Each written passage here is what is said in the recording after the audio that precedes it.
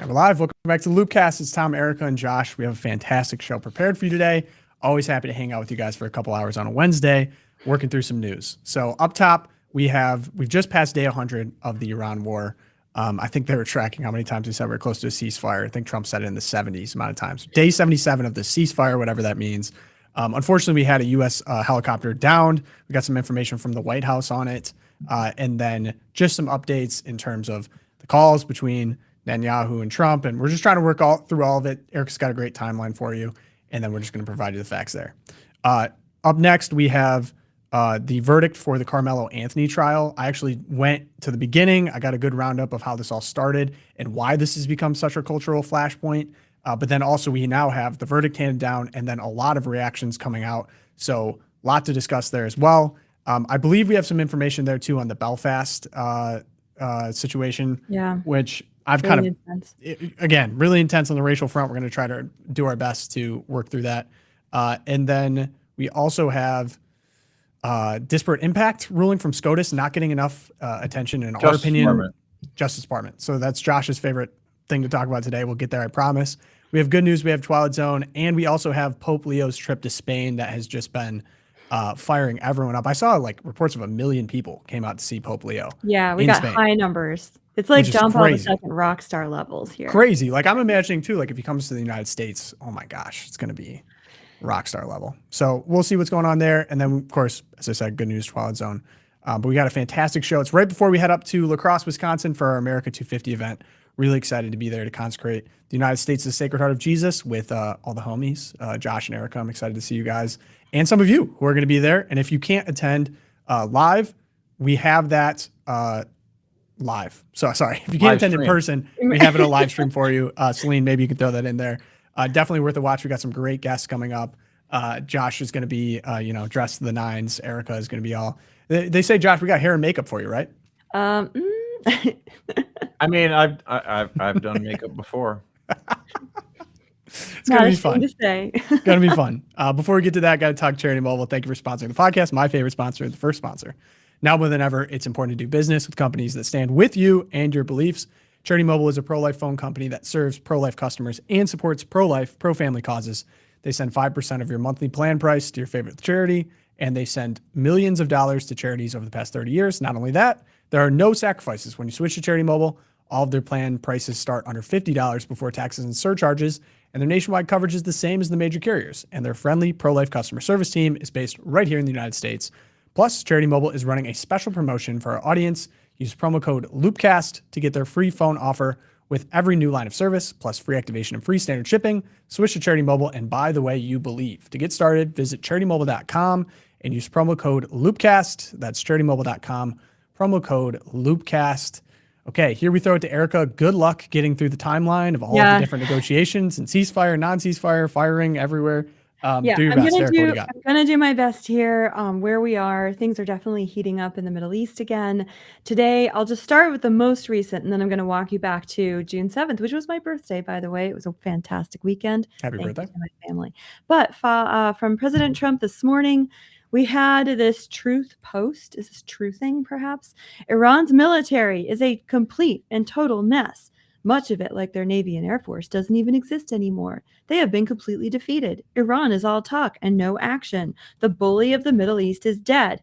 They've taken too long to negotiate a deal that would have been great for them. Now they will have to pay the price. President Donald J. Trump. So from this, you would think that it was all over. In fact, does not seem to be. Seems like we're still in the middle of this particular conflict. So on June 7th, escalation really began. Israel struck at Hezbollah targets up in Beirut. A current round of escalations. A current round of escalations, yeah. I mean, you laugh because it's so ridiculous. You have to. I mean, and people are like, civilians are dying in Lebanon. Yes, I mean, I appreciate that. Yeah. So to say that we're in day 77 of a ceasefire, like Tom said, it's, what is it? Niall Ferguson's calling it Schrodinger's ceasefire. You don't know if it's actually there or not. But anyway, so Israel killed 2 people in that strike, shattering a fragile ceasefire, which maybe didn't exist. But Iran immediately launches back about 10 ballistic missiles toward northern Israel. So it doesn't quite sound like they're military is utterly destroyed or their navy defeated. There was limited damage on that. Israel, the IDF, claims that they intercepted all the missiles. But later that day and then into June 8th, Israel continued to retaliate against Iran with strikes on military and infrastructure targets. President Trump was publicly over the weekend urging Netanyahu not to escalate. Axios also is reporting that they had a private call, which was much calmer than last week's call when Trump called Netanyahu an effing idiot. And the president was fighting. Oh, I'm back. Welcome back. Are we back? Yeah. I mean, IDF has a number on me, I guess. We're all good. Reporting that renewed fighting. Don't worry, they got one for all of us. Mossad's in my computer. Could jeopardize ongoing negotiations. Obviously, there are elections coming up in Israel in a couple of weeks. Netanyahu is contested there. So people are speculating on, are these retaliations against Iran to show that he's not under the control of the United States? Is it to show that they still have, they stand on their own 2 feet? Not sure. We do have a map here from the New York Times to kind of sum up where all the strikes were happening over the weekend. So you could pull that up, Tom. Yeah, but what's going on here? Oh my gosh. Basically, this doesn't look like a ceasefire. No, we've got, so you can see attacks from Iran then escalated into Jordan, Bahrain, and Kuwait. So there were strikes there. And then yesterday, things really amped up with news that Iran had shot down a U.S. Army Apache helicopter that was patrolling near the Strait of Hormuz. Fortunately, both pilots survived. They were rescued within a couple of hours. But Trump then declared the United States must respond to the attack. And we did. We responded and struck some more military targets. Then, this was actually kind of cool. Rescued and uninjured, too, by the way. Yeah, yep. Rescued uninjured, which is amazing. And the rescue was actually effective. This was the first of its kind operation. They were rescued by a drone boat. This is called the Corsair, and it's a recent military upgrade, I guess, to the motorboat because it's just driven remotely from somewhere in the Indian Ocean. And this boat comes and picks up the guys, gets them to a safe place, and then a helicopter comes in and picks them up. But that's kind of cool. Drone warfare, drone rescues. I guess this is the new era that we are in. But anyway, back to the timeline. So the U.S. official says that Iranian and air defense and radar systems were among the targets. We have a map of the known strikes, and they are indeed just all grouped around the Strait of Hormuz, including some radio communications plants. Possibly, Iran is claiming that we struck a water facility as well. Like the desalination plants? Yeah, like a desalination plant. But then, of course, Iran says they're going to retaliate against the United States. So it's just this escalation and this feeling.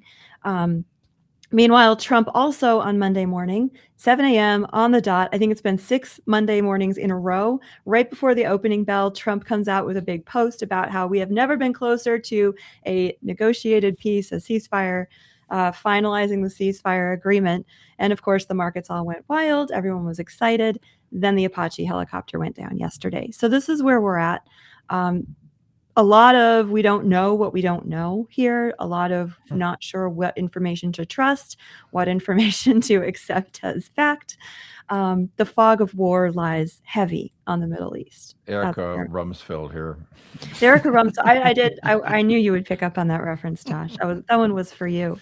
Yeah, I was trying to look into the helicopter too because there's been a couple really strange, U.S. plane downings. So, for example, the I'm gonna say this with air quotes, but the rescue mission, quote unquote, of planes downed in Iran, which I don't feel like we've really gotten the true story on, but I guess can't confirm or deny or ever will. But Michael Bay did get the rights to that story or whatever story they're putting. I'm actually not exaggerating. Farmers in Iran. That's what I'm looking forward to. So yeah, I mean, there's that one. There's an F-35 shot down in Kuwait. Then there's been a couple attacks that people have said was from someone, but then the other side's not taking credit for. So, I mean, I think you're accurately saying fog of war, but I think to zoom out and you have oil prices here, to zoom out here. Yeah. You're mentioning that, the escalation trap or what people warned about. I think we're all at the point now where it's pretty obvious this was not as advertised what it would be. You take out the Ayatollah, it'd be over. You'll roll through. Opposition forces are going to rise up. None of that has happened. All the people that promised are wrong. We're in day 100. We're now getting into like political problems outside of people. One quick comment on that. Okay, what are you going to say, Josh? Well, whether they even ever believed it or they just said that, and knowing it was a lie, you know what I mean? But they have to say that. I mean, I don't even know if they Which is dishonest. I mean, I'm not saying, of course. Which is dishonest and deceiving. I mean, that's even kind of my problem with either they're naive or they're dishonest. I mean, right. The president of the United States, how he's unfortunately been adjudicating this, like just from really, I mean, I'm paying attention, but I'm not an insider or anything. It seems like every Monday we get a thing coming out saying we got a ceasefire right on the table. That also happens to be when markets open. And then you get market activity right before an announcement comes out. And the just kind of like art of war, confusing people, your own people has just made me really lose. Like, I just don't take anything Trump says seriously, unfortunately. And then of course that bleeds into the domestic, which was a bad byproduct. But as you mentioned, Erica, there's elections coming up in Israel in 3 months. I've discovered this strain of Israelis that think that the United States owns Israel, which is hilarious. Thinking that there's like a parallel world of Toms in Israel that's like, we're controlled by the other country. I'm not kidding. Like they're mad too. Yeah. Kind of, understandably, they have a 7-front war.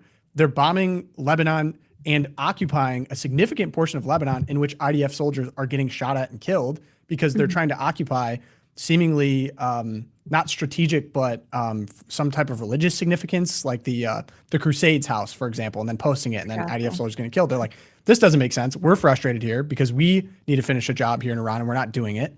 And then in the United States, Trump has elections coming up, and you have oil prices, but that's going to be a huge problem for midterms if prices continue to rise, if they don't come down significantly to where they were before. And then you also look at, this helicopter got downed. Thank goodness no Americans got killed, but we're looking at our bases all being touched in the Middle East by drones. We don't have real significant progress or really great options, it looks like, to wind this thing down. And Iran's kind of sitting around being like, well, you can destroy our Navy or whatever else. That wasn't really the main thing that we have going for us. It's the short range and the medium range missiles and drones that they clearly have a large supply of and the ability to fly and hit bases in the Middle East, whether they're American or, say, Kuwait or other people in the Middle East, energy centers. They can wait it out.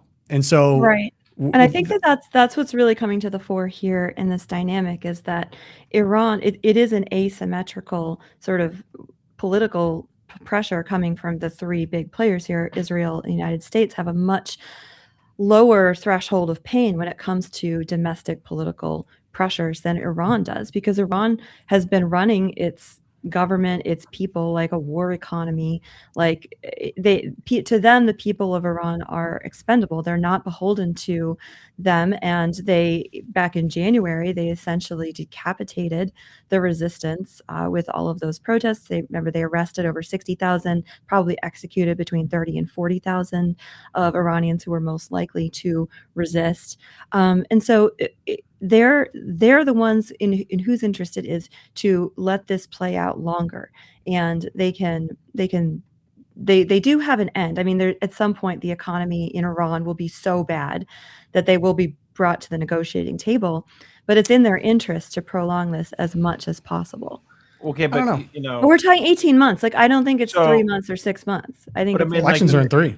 The pretty obvious choreographed fight between Trump and Bibi seemed like an obvious way for Netanyahu to, as you say, Tom, kind of restore his standing a little bit right before the elections to show I'm not beholden to U.S. I tell him to, shove off and I can do what I want. So you get some of this, these kind of things, some of these games that are played. And so people are like that. Oh gosh, that sounds like Netanyahu's a fighter for us. Da, da, da, da. I would also say, like, the pain at the pump has been pretty. I get it. $5 gas isn't good for anyone. Although prices have declined about 3.5% on the barrel, and I've noticed it at the pump. It's gone down. Where I am at 80 cents in the last 3 weeks. Yeah, same here. So, again, the question is, everyone just automatically assumes that Trump is going to fold because he's going to be worried about the political implications. But it's like, well, chances are you're going to lose the House anyway. That's your thought. And actually, you might not lose it by much because they've done gerrymandering And so, like, if the Democrats sweep every swing district, they'll win the House, but they'll have like such a tiny majority of like 5 or 6 seats, not like 30 seats where they could do a lot of damage. And so they basically have the same razor thin majority that Republicans have had in the House for the last 2 years. And it goes over to the Senate, where I think the Republicans will still hold ground. So I just don't necessarily buy the idea that Trump can't wait it out. Like, well, he's not on the ballot, and it might cause some pain, and you might lose, 15 seats in the House. But at the end of the day, okay, so Hakeem Jeffries is Speaker, and he has like a 6-seat majority, and they might not even win on an impeachment vote. I mean, that's kind of the calculation that has to be going here. Trump needs to be able to convince Iran that he just doesn't care. He's impervious to like the political stuff. Now, JD Vance does care, and he will care with regards to 2028. But in terms of the short term, this is probably the time to try to pull something like this off, is what they're thinking. Yeah. And that's interesting political perspective. But a question for you. That's me not defending it, of course. Of course. Because here's the other frustrating thing. We're all American. Okay. I'm Team America. But when I analyze these events, I want to look through a game theory perspective. You put yourself in the enemy's shoes, what they would be doing, what they would be thinking, in order to how to best strategically act or just honestly assess the situation. So let's just put that aside for a second. So if I'm looking at this, Josh, a key to me accepting any kind of deal, if I'm the Iranians, is, like you mentioned, there's kind of this dog and pony show. Trump saying, you're effing crazy to Netanyahu, stop. But then immediately after he says stop, they're bombing Lebanon again, southern Lebanon, in which they're occupying like a sovereign country. And so that suggests to me, if I'm the Iranians, well, a key thing to me being satisfied here is the United States' ability to rein in the regional partner, Israel. And it's not happening. Sure. So it's not in the immediate short term. I agree. It isn't right now. That's what I'm getting at. The greater play here between Iran and the United States is this very big, game of chicken. Like, who's going to blink? Mm-hmm. Yeah. And I just don't immediately think that it's obviously going to be one or the other. Like, to me, there's some people like, oh, it's obviously Trump is 5E chess and he's just going to, well, no, I mean, he might fold because the political winds become too hard to handle. But it's also, I mean, like, I know what you said, Eric, about Iran, like, oh, well, it's an oppressive regime and they can just tell the people to go pound sand. Like, too bad. I mean, like, we have all the, we struck out at the dissidents, but then again, if, inflation in that country and, getting goods and services become untenable, then yes, actually it could become a powder keg. I mean, you never know. I mean, so again, I think the most honest answer is we assess the situation, we look at what's going on, but I'm pretty skeptical of anyone saying, "Oh, this is obviously how this is going to play out." No one knows. But can I offer the other side, Erica, briefly to what you said about this could be a powder keg and they could revolt or whatever. All the people that said that would be the case have been wrong so far. And then if you think about it, the Iranians were attacked under the guise of negotiations the first time, actually both times when we sent negotiators, then they attacked. And they remember in the 50s when the United States attempted a successful coup, which eventually led to the Ayatollah coming to power. Why would they trust, if you do revolt in your own country, to somewhat ally with these people, why would you trust them to actually come back? To me, I see more of my back's against the wall. I'm completely cornered and I'm desperate. I'm going to do whatever it takes to rally around the flag to keep these people out of my country. We just have to wait them out. Like in similar way to, I don't know, would you consider Vietnam War like a loss for the United States? Certainly. Yes. In the same way, if they can wait them out, if they can keep their missile and drone capacity and then force an invasion and then keep them there, as like you look through the Middle Eastern theater before of like we had to occupy cities that we weren't really we didn't have the right tactics or loss appetite to take. Like that's the end game to me. Well, I mean, I'm just saying that there's the end game to me is rather unknown based on the circumstances on the ground. I guess I question those who have very strong feelings that it's obviously going to be A or it's obviously going to be B. Yeah, it's hard. I just feel like it's hard to discern. Like this game of like, we're basically at war. Look through the crystal ball, Josh. Let me ask you then. I agree because it's like you can't make hard things, but look through the crystal ball. I think even the Oracle can't do this. So we have elections, as you said, midterm elections coming up. Do you see any possibility of boots on the ground war in Iran? Because that seems to be the only, if you escalate, you have to go there to win, to actually win. You can't keep up this bombing thing. It's not going to work.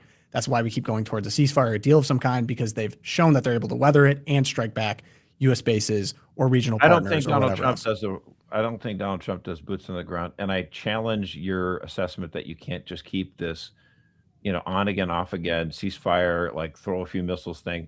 That seems kind of ridiculous to us to do that sort of like in perpetuity for like 9 more months or something like that. But like, honestly, that seems to me the second likeliest outcome.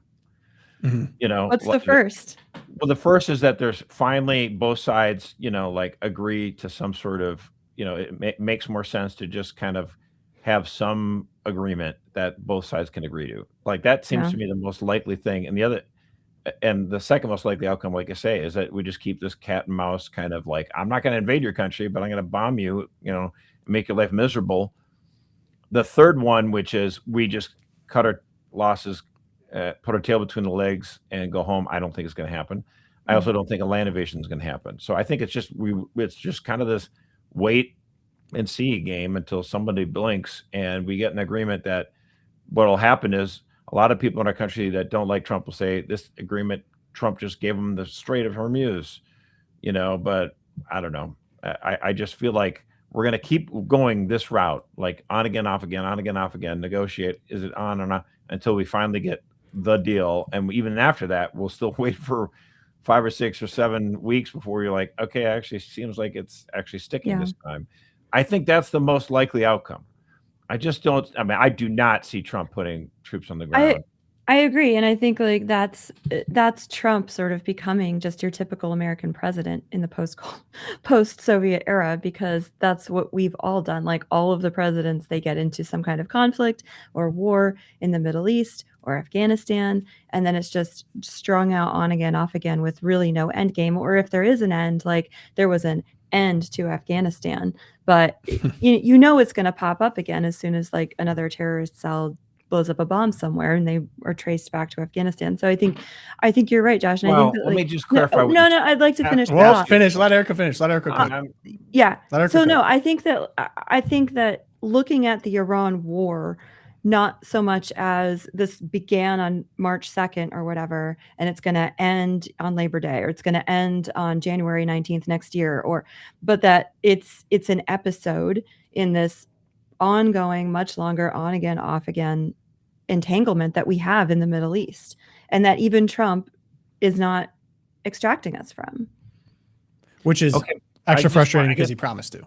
No, I understand that, but I guess my question would be, if you look at after Vietnam, so you go from Reagan, Bush, Clinton, Obama, all that kind of, and George W. Bush being that, I consider George W. Bush to be the anomaly where he was like very hot war, boots on the ground, for an extended period of time, as opposed to the Gulf War I, which was like a month and you're done. 8 weeks.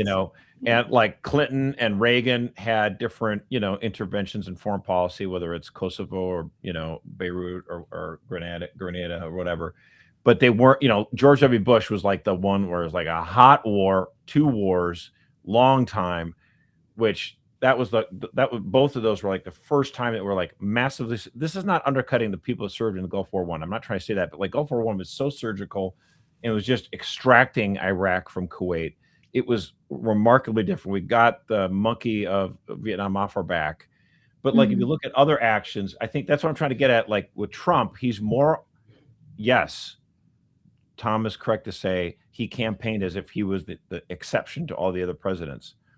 And it's now seems pretty clear he's not the exception. His first term was, but his second term is not. And all I'm saying is he's more along the lines of Reagan, Clinton, George Bush Sr. than he is George Bush Jr. Do you know what I'm saying? Like George W. Bush, hot war, long time, refusing casualties, to cut his boots on the ground, sacrifices must be made. Right. Yeah. Like, So he's definitely not that, but he's more along the lines of traditional American president who uses our big missiles and jets Like, would you consider any of those presidents to be particularly popular, their foreign policy in regards to bombing other countries, coups, extending the empire? Like, I know you're making that distinction, but to me, they're all kind of the same. Well, there is a big distinction. The United States, our involvement in Iraq and Afghanistan was a disaster. It is categorically worse than the other ones. Now, like Reagan bombing Libya in '86, American people liked it. The Gulf War I, American people gave 90% approval to Bush Sr. Everyone assumed he was going to win re-election, so big Democrats didn't even bother running. Cuomo was like, I'm not going to do it. And then Clinton comes along, I'll run. This is great. I'll run. I didn't like Kosovo and some of the things that Clinton did, but it certainly didn't hurt him, in a massive way. So, like, when it comes to foreign policy stuff, I tried to extract what I personally think about it, and just to say, what will the American people think about this? The American people have tended to give a lot of leeway to the president of the United States when it comes to this kind of stuff, because they're like, well, maybe they know something we don't know. And I'm not saying that that's the correct assessment. I'm just saying that that's the natural perspective that American people have when it comes to this stuff. But they soured significantly on George W. Bush, on Iraq and Afghanistan, especially Iraq, where it just felt like, are you just the biggest idiot in the world? And why won't you fire Rumsfeld? And people just like can't believe it. And Donald Trump destroyed the Republican Party, that entire field, because he's like, you guys are idiots for supporting this stupid war. And so I get why a lot of people in 2024 were like, yeah, I like Trump because he was totally not in favor of war in his first term. And I'm worried that we're going to get a war if we elect Kamala Harris. And yet Trump wins and we get a war.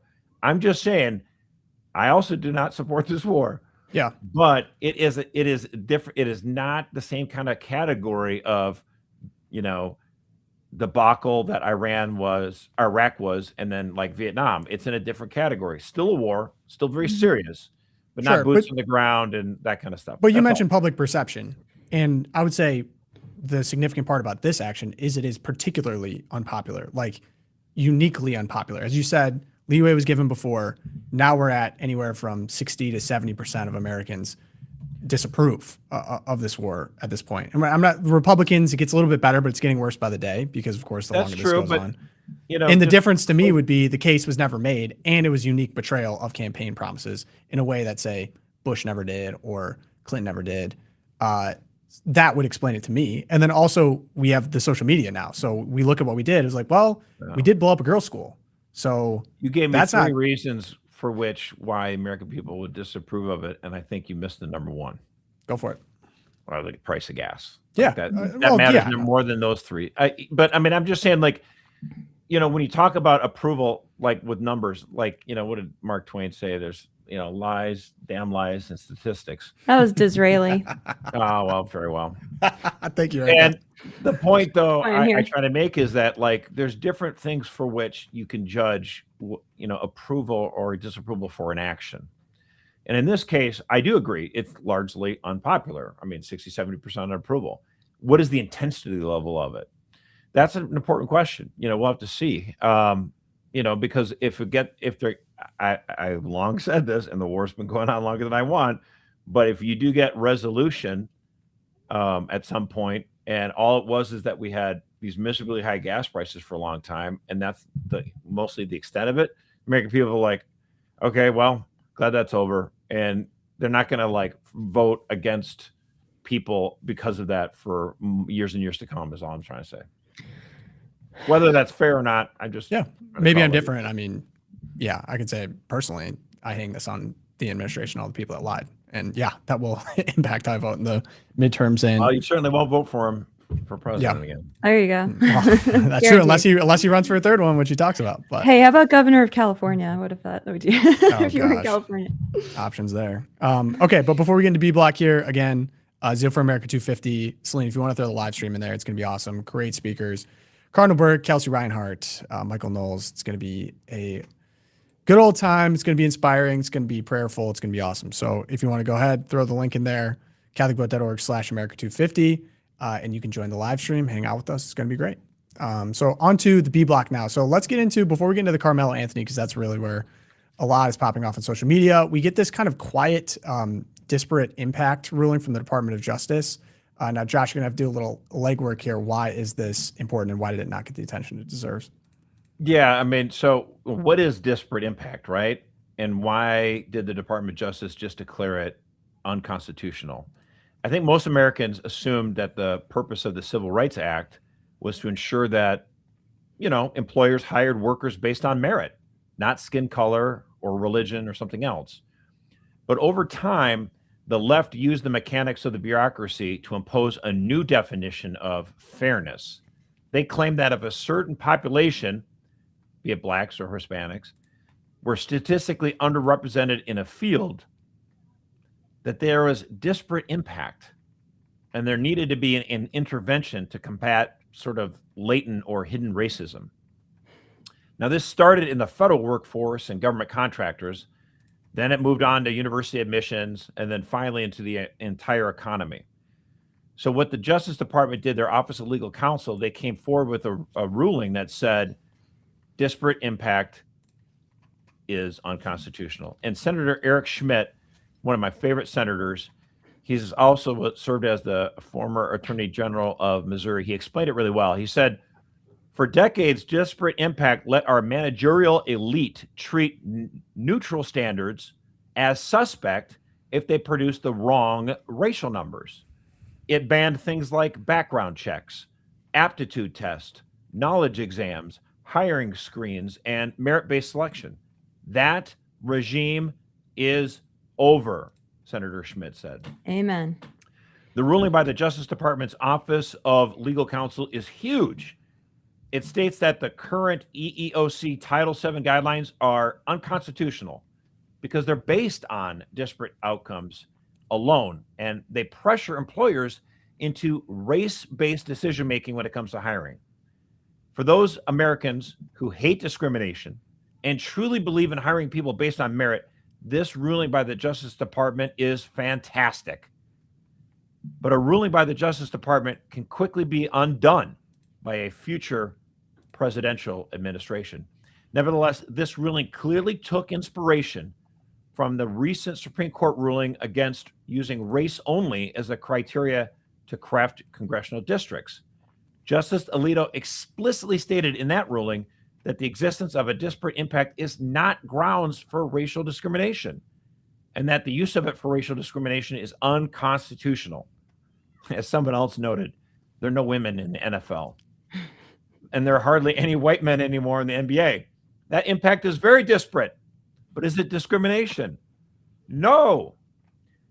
Of course, there is an entire industry of trial lawyers and left-wing nonprofit groups that have used disparate impact to feed off private industry like vultures. And I just can't help but think, what are these poor lawyers going to do now? Oh, I guess they'll have to chase ambulances.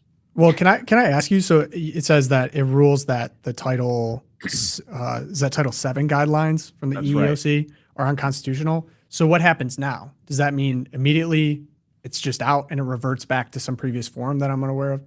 So the EEOC will have to respond and update those guidelines in lieu of what this is, because basically what happens with an administration, you have the Justice Department and it issues guidelines on certain policies. So this is their Office of Legal Counsel issuing a guidance on what is discrimination and what is not discrimination. They're saying if you have different outcomes, if suddenly for some reason, like only 5% of electricians are black, that doesn't necessarily mean that there's widespread racism. You should investigate, and you can investigate and look, but just because there's a different outcome doesn't mean it's racism. Like, boy, more loggers are men than women. Maybe it's not sexism. Maybe it's just because, guys are more willing to climb up 100 feet and then use chainsaws to cut down a tree.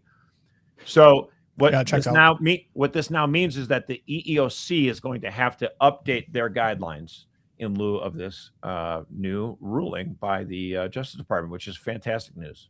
Okay.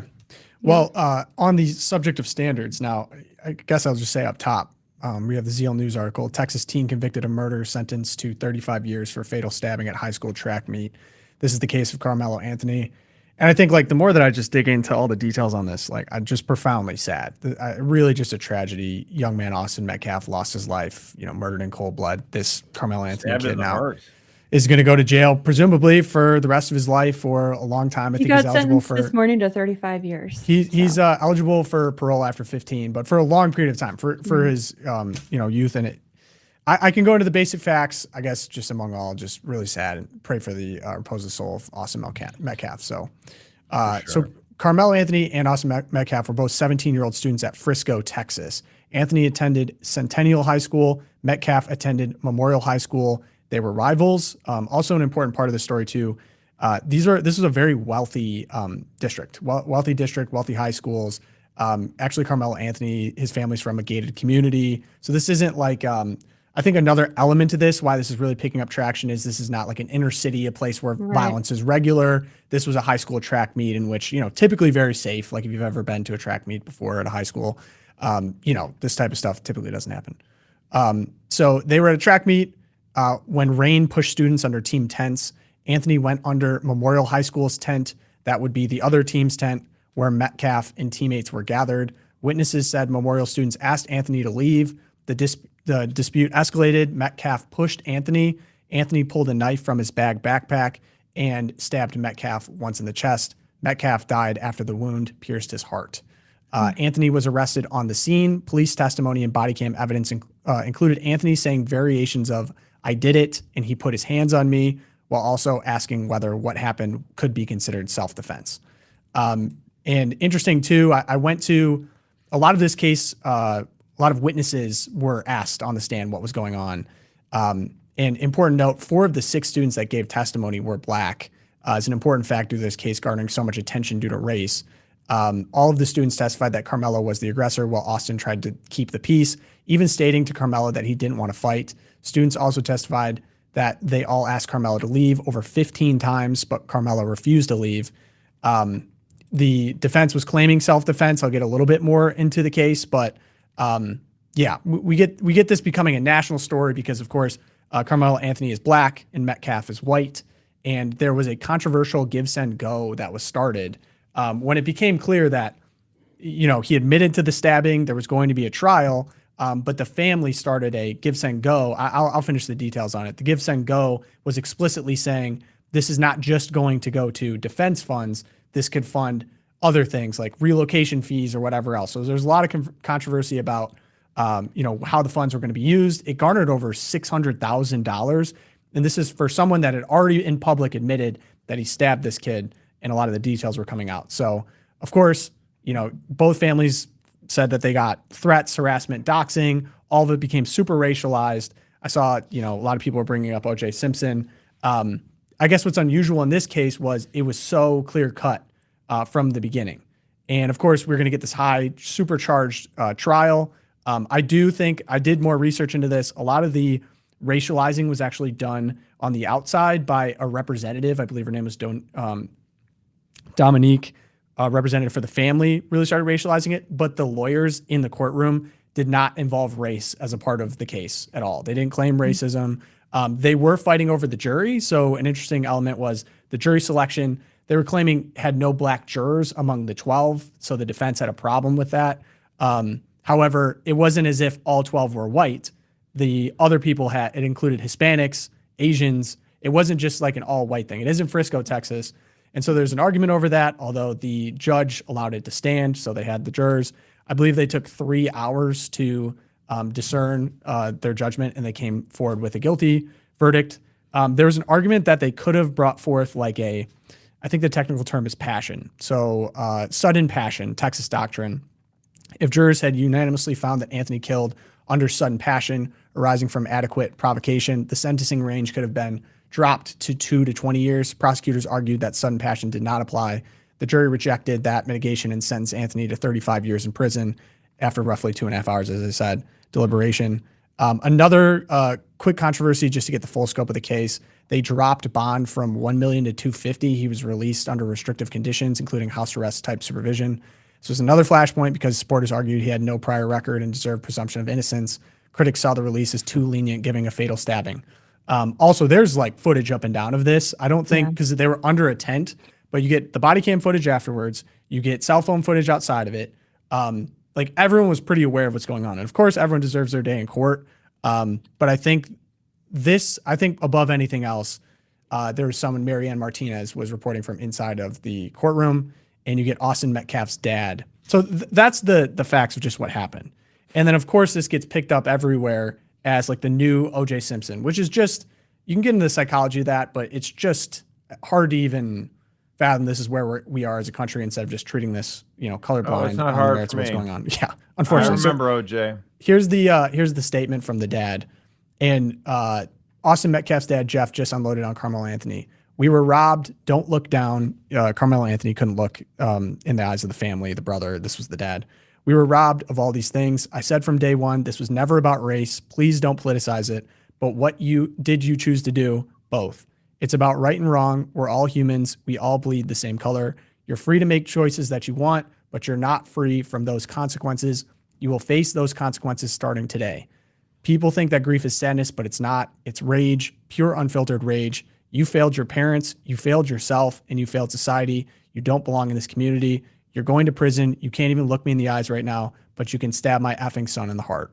Mm-hmm.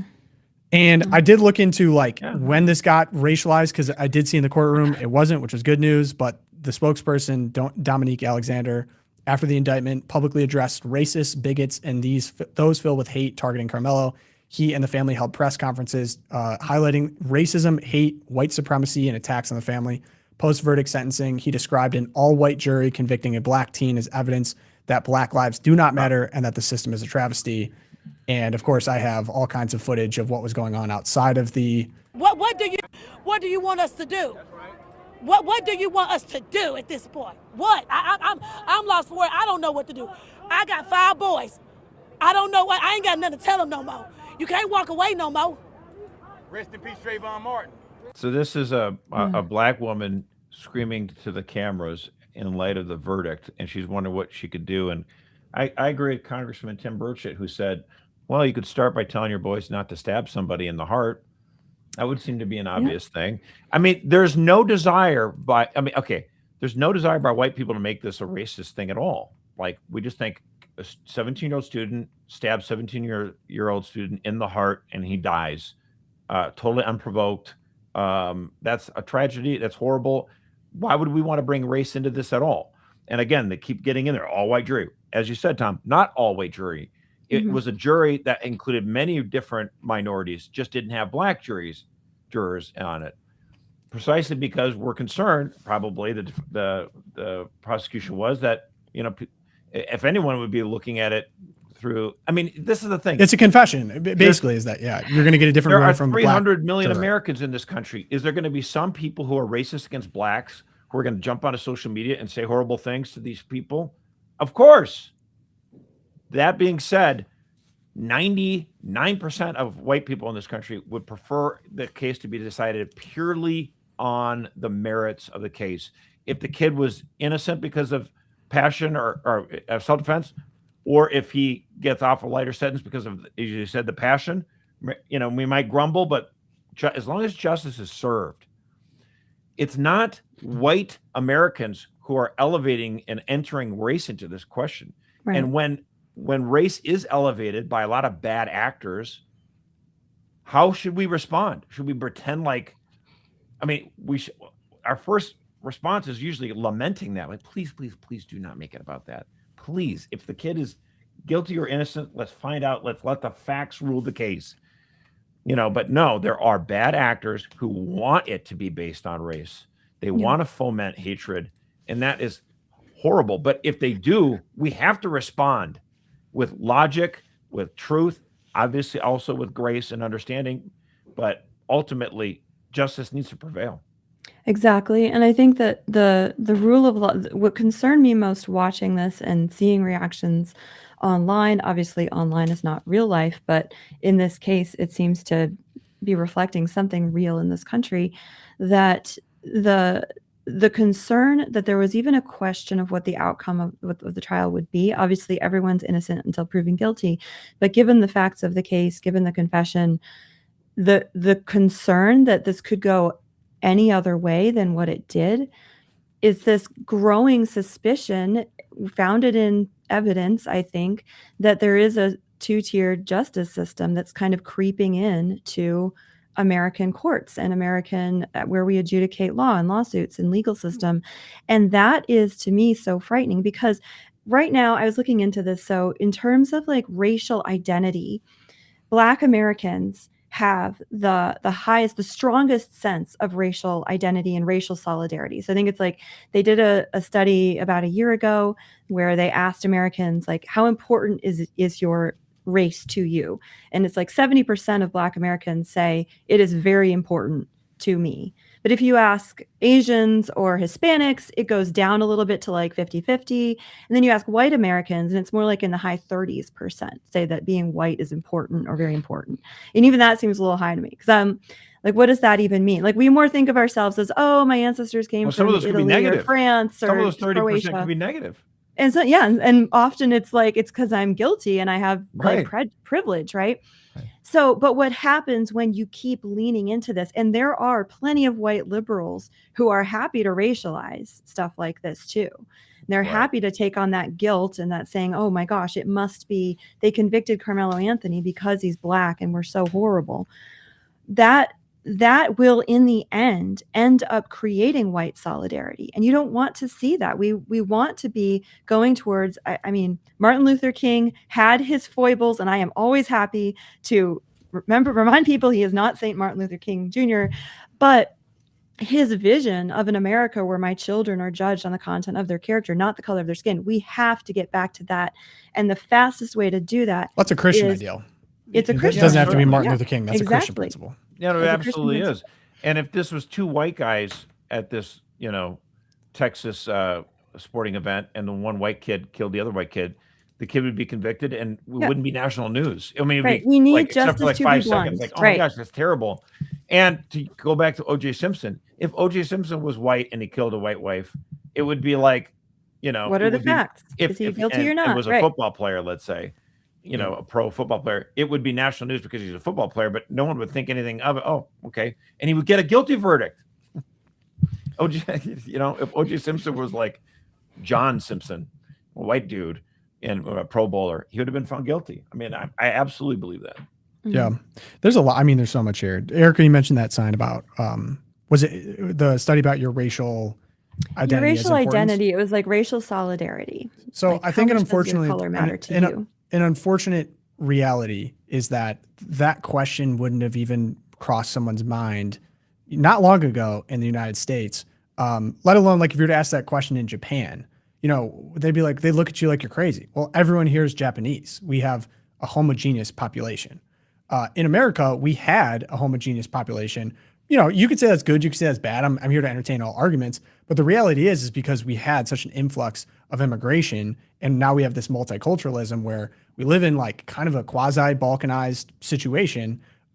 We have minority groups that are very tribal and will protect their own interests. I mean, this is the classic case. You look at what's going on outside of this. There's still money pouring into this Give, Send, Go. All of it laden with language of these are the oppressors. These are white supremacists. It really doesn't matter. And the facts don't matter. It's about an ethnic tribalism in this case, which is truly unfortunate because it doesn't live up to the Christian principle that everyone's created equal, and then the American principle that we all kind of, agreed upon and are working towards. There's people within the country that don't work towards that spirit. It really doesn't matter. It's like a harsh thing to swallow. The other thing too is like a lot of these arguments that I hear is like, well, this is all socioeconomic, and once you improve the living situation of someone of a minority race, then these things go away. Well, he lived in a gated community and had wealthy parents and are now cashing in, presumably. It never goes away because this isn't about like more stuff. This is grievance politics, right? This is like a grievance culture that has been inculcated. And I would say, when the civil rights movement was happening, and many of the asks in the civil rights movement were absolutely necessary given what was going on in American communities, particularly in the Deep South, Ku Klux Klan. You think of segregation, and that was a necessary movement. Voting disenfranchisement for sure. But what happened there was instead of saying Martin Luther King's original original vision. Later on, he gets into like the beloved community and goes a little Marxist for sure, but it goes beyond that. And it's like, okay, once we get these rights encoded in law and we have the law protecting us, then it's going to go farther. And now it's gone all the way to reparations, and it's gone all the way to encoding tribalism, identity politics, grievance culture.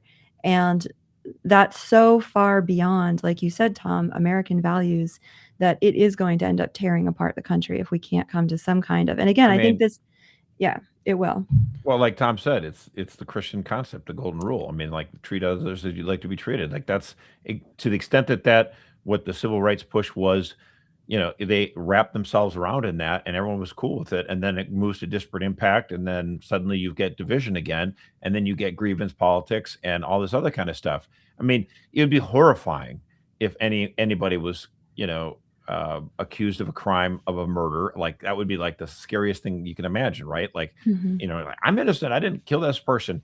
But then if it's you're a white guy and it's you're accused of killing a black guy, and your jury is in Detroit or Houston, you're like, yeah, I would be, it's like, we got more terrified. You kind of have to have the sit down. Unfortunately, I actually saw an interesting video about this, but you go back to the situation, and as you mentioned, we now have too many case examples. I think back to Daniel Penny, of you now are afraid to do the right thing, to be a good man, because of circumstances like this. And the reality is you can't, like, as a Catholic, as a Christian, I do believe everyone is created in the likeness and image of God and has equal dignity under God. That being said, I'm not going to be liberally naive and to think that different cultures produce different people. And so if I'm in this situation, and like, there's a classic example of like someone's blasting a loudspeaker on a train or on some type of public service. And the unfortunate thing about it is, if you confront them for, presenting some antisocial behavior, it's almost welcome. It's almost like, well, I dare you to do something about it. Right. If you do something about it, I'm going to hurt you, or I'm going to get you in a situation where you have to act. And then I'm going to go to the justice system, and the justice system is going to favor me because of my race. That's just the reality of the situation. Absolutely. The other thing too is, on a personal level, if you're at a track meet like this, like, I'm going to sit down my son and have this conversation one day, unfortunately, because this is the reality of America where we are, is, you always you're one decision away, you're one impulsive decision away from throwing away whatever momentum or goodwill that you have by acting impulsively based off of emotion or based off of ego, in a way that gets yourself in a situation like this that could take your life or could send you to jail. That's just the reality. The second is if you project your own impulse control onto other people, in that you think everyone here has raised the same, has the same right. impulse control, has the same Christian principles, and you interject yourself in a situation assuming that, you get in a situation like this. So unfortunately, it's like, what I have to sit down with my son and say is, listen, you never want to become what people accuse you of being, in this case, being a racist or a bigot or something like that, and letting these false smears, anger you to the point of turning you into someone that truly is discriminatory. But you can't be naive, and you can only control yourself, and you got to be smart about the positions you put yourself in. And we live in a litigious culture now that is so multicultural, where you understand that this tribalism exists. And if you interject yourself in a situation like that, it better be because someone's going to die. Because if it's kind of just for fun, like you push someone out, not for fun. In this case, like removing someone from a tent when a guy's hand is in a bag is like, unfortunately, day and age, like, yep, could be a knife in there, could be a gun in there, and you have no idea how this is going to turn out. And that is the true tragedy, is that, a young man lost his life, and now it becomes this big racial parade. You're such a good dad, Tom, and that's also a conversation that we've had to have with our kids as well. And but the whole fact that you're even thinking in that direction, it just speaks to the lowest common denominator phenomenon, right? Where for years, my whole upbringing, it was Black mothers going on and saying, I have to tell my Black sons, like, not to confront cops, to put their hands on the stash. And like, there's this anti-Black thing. And it's that, and Black children are so frightened because they live in this racist society. And now I'm hearing the same thing coming from friends who are not Black. And they're like, and it's because the whole society, like you said, not just litigious, but also there's a legit concern about violence because of the color of your skin or because of where you are, how you appear socioeconomically or how you speak. And I think that there's this sense that we're kind of fraying at the edges when it comes to racism, and things are getting worse rather than better in all aspects of American society, but also in terms of the racism and the tribalism. But I think what you're saying about how do you live in a society that's going in that direction? It's by not being that way, right? It's by living the Christian life and the Christian faith and teaching your kids, to be realists, but also to that conviction that we are all made in the image and likeness of God, that no matter where we come from or who we are, we're all called to something greater. I don't know. I'm kind of like floundering here because it is so unsettling. The fact that both of you just said this, like you haven't have this kind of talk with your children about this, is fascinating because, of course, during Trayvon Martin and that tragedy back in 2012, there was a lot of talk about the talk, where Black people were informing white people, don't you understand? We have a talk that we have to tell our kids about how the way police officers are and how you need to do this and do that.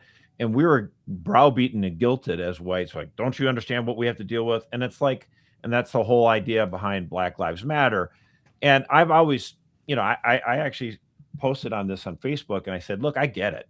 There is a distinction. If I, as a white guy, am driving through Chicago or Detroit or something like this, I know the odds of me being pulled over are less than if I were a Black man. Right. And I can appreciate that reality, and understand that, and understand that, we have to look into systemic racism and all that other kind of stuff. But the fact that you guys both said the talk for your own children is kind of fascinating, because in 2012, John Derbyshire said this exact thing. He wrote an article about how he has to have a talk with his own children. And he talked about this, and it was very politically incorrect what he did.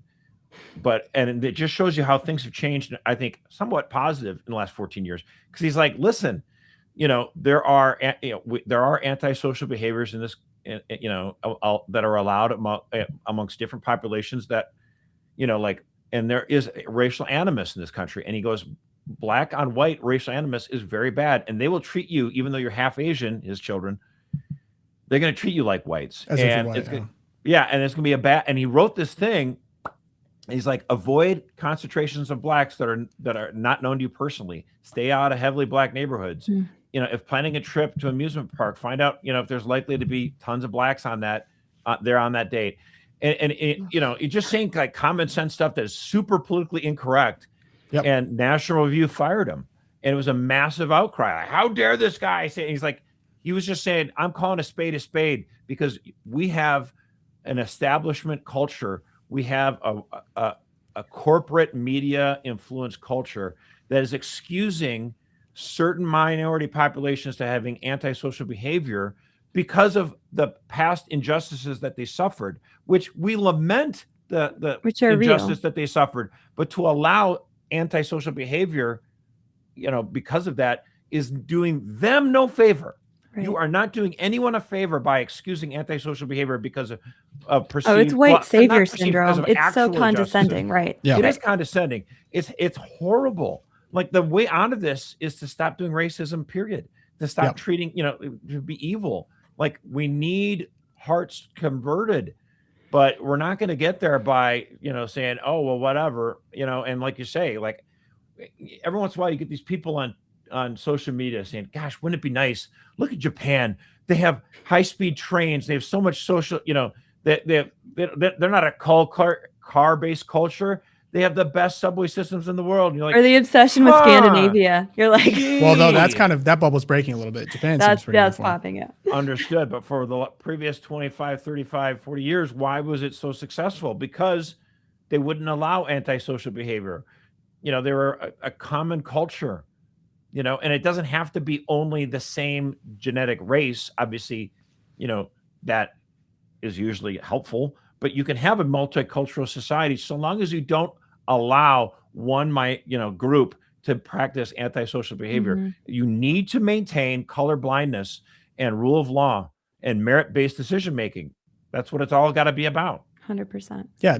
I just think so we lived through like an insane period of time. Actually, my entire upbringing basically contains some flavor of anti-white education, which is insane. It was really insane, but it is the truth.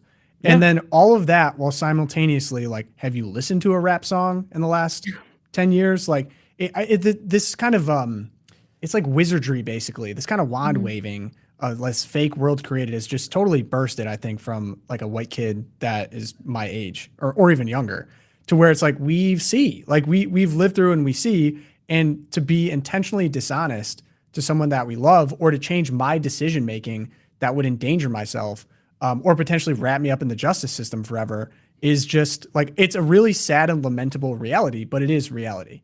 And like no amount of like liberal, wand waving is going to keep me from that type of honesty, unfortunately, to my own children and how I conduct myself. It's really sad. There's two things that have kind of fueled this kind of thing over the last few decades. One is, having this disparate, disparate impact rulings where people are browbeated into, making sure that the racial scores are perfect or whatever. Right. And when this first came through, the Civil Rights Act, liberal senator from Minnesota, Hubert Humphrey, said, "It's not going to be quotas. If it's got quotas, I'll eat my hat." Well, he's dead now, but I hope the hat tasted delicious, because this is baloney. And then the second thing is, actually, I got to give credit to John Tillman. He's more of a libertarian guy. He's from Illinois, and he made the observation that what a sort of hidden, beautiful thing about the racial gerrymander DEI districts that are being thrown out. A good reason why it's going to be thrown out is, look, these districts, when you mark them up in Chicago, they're still going to be liberal. It's not like you're not going to elect suddenly, right-wing Republicans out of Chicago. 3-1 Chicago. Democrat to Republican in Chicago. Yeah, it's still blue central. But these districts are going to be now, instead of like 85% black and this one 85% Latino, you're going to have districts that are going to be, yes, still based on Democrats. They're going to be Democrat, but it might be like 30% black, 30% Hispanic, 30% white liberals or whatever. And then you have the opportunity, like, you're not just, if you're running for office in this district, you're not just playing to just one racial group. Right. And you have a tendency then of the politicians coming out of that area of being not pandering. And I think some of the racial pandering,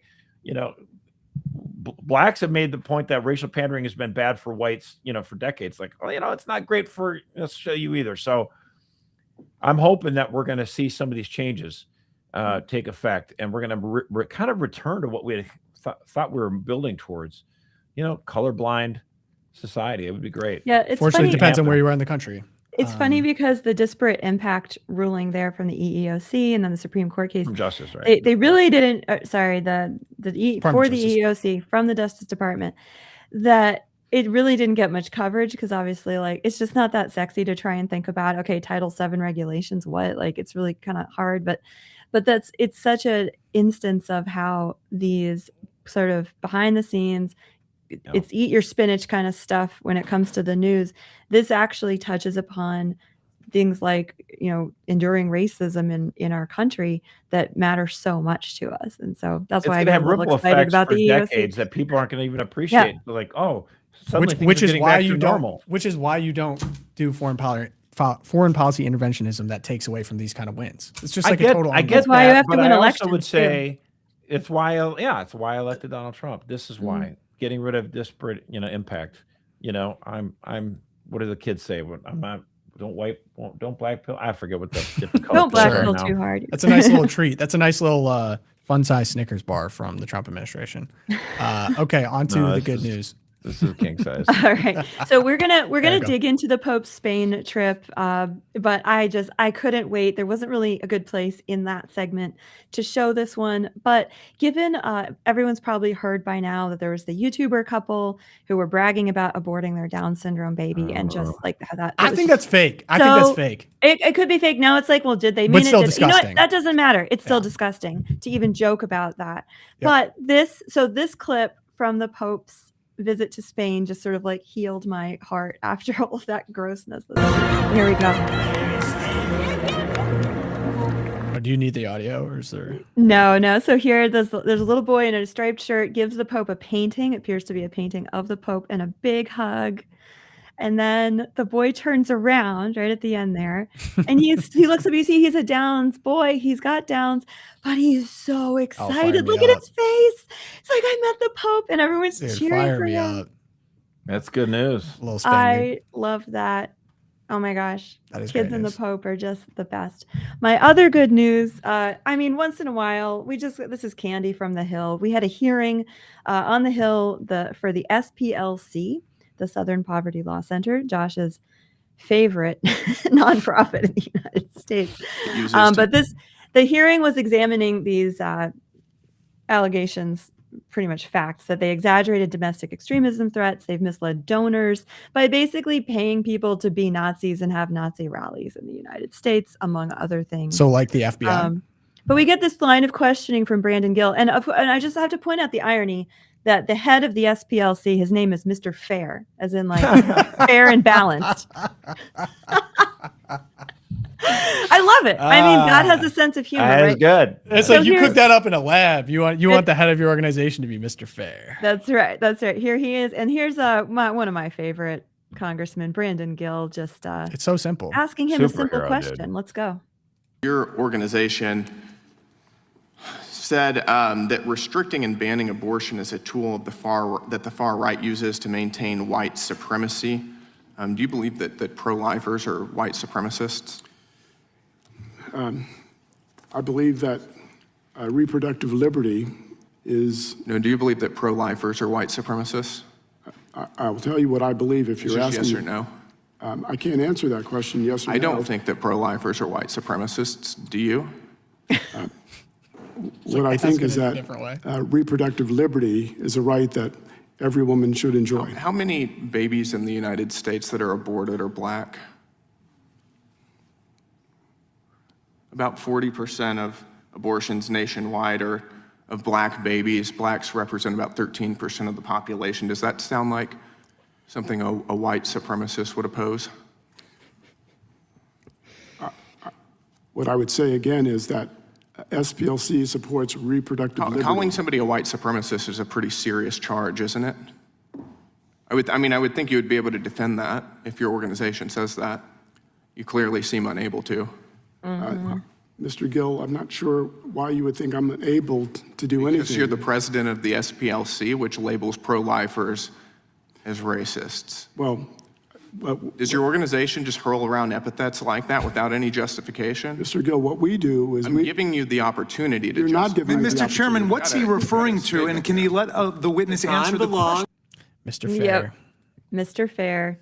Not so fair. But then he, so the other person on this panel was Dr. Alveda King, who is the niece of Martin Luther King Jr. and a longtime stalwart pro-life activist, herself Black, if we're counting. Do we need to count? But I wanted to just play her response to the same question. Case.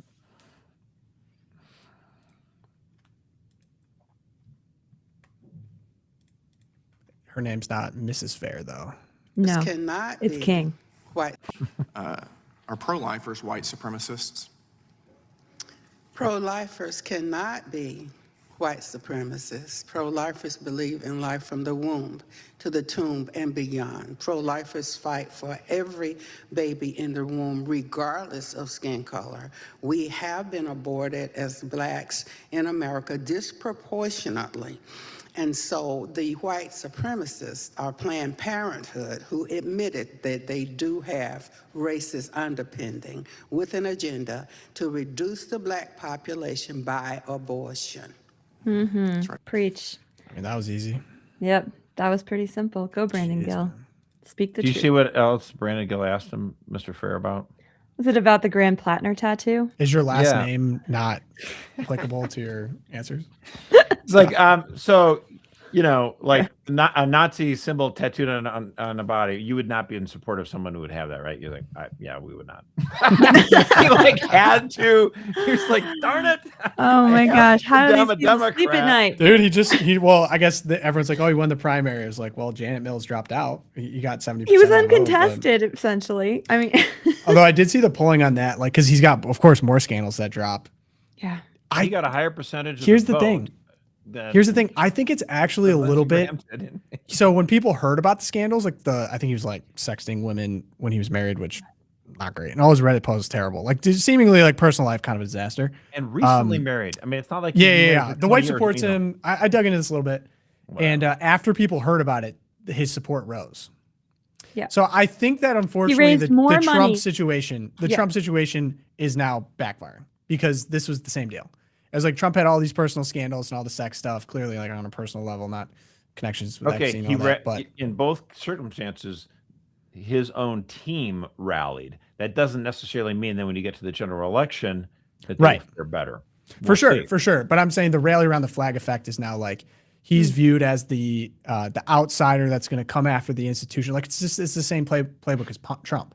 So now it's like except for it's unfortunate. I mean, it's a little bit different because when it was happening with Trump, it was a very contested field. There was like 10 people in the Republican field, and to go up 5 points would mean you're suddenly in first place, kind of a thing, as opposed to like Plantner. Yeah. So Janet Mills had effectively dropped out, suspended her. He was 70% of the vote. Mm-hmm.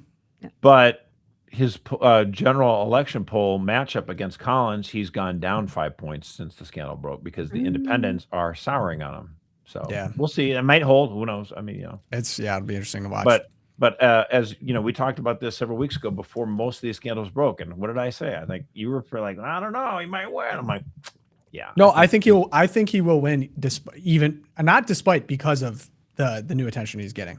And I think that just speaks to how angry people are at the institution. Collins will sit on another skull as she has and defeated her opponent. Your goated favorite politician. I don't like some of her views, but I respect the game. But I think it'll be off the same logic. Although the one thing everyone misses, like this is Maine. Like you actually literally can sit down with every voter in Maine. Most likely. There's just not that many people that live there. There are certain states upon which when you look at opinion polls that are not reliable. So some states are just harder to get accurate polling. Alaska is notoriously difficult. If you want to just Google this, go to the 2020 Senate election in Maine and look at the polling because they'll show it to you for like Real Clear Politics.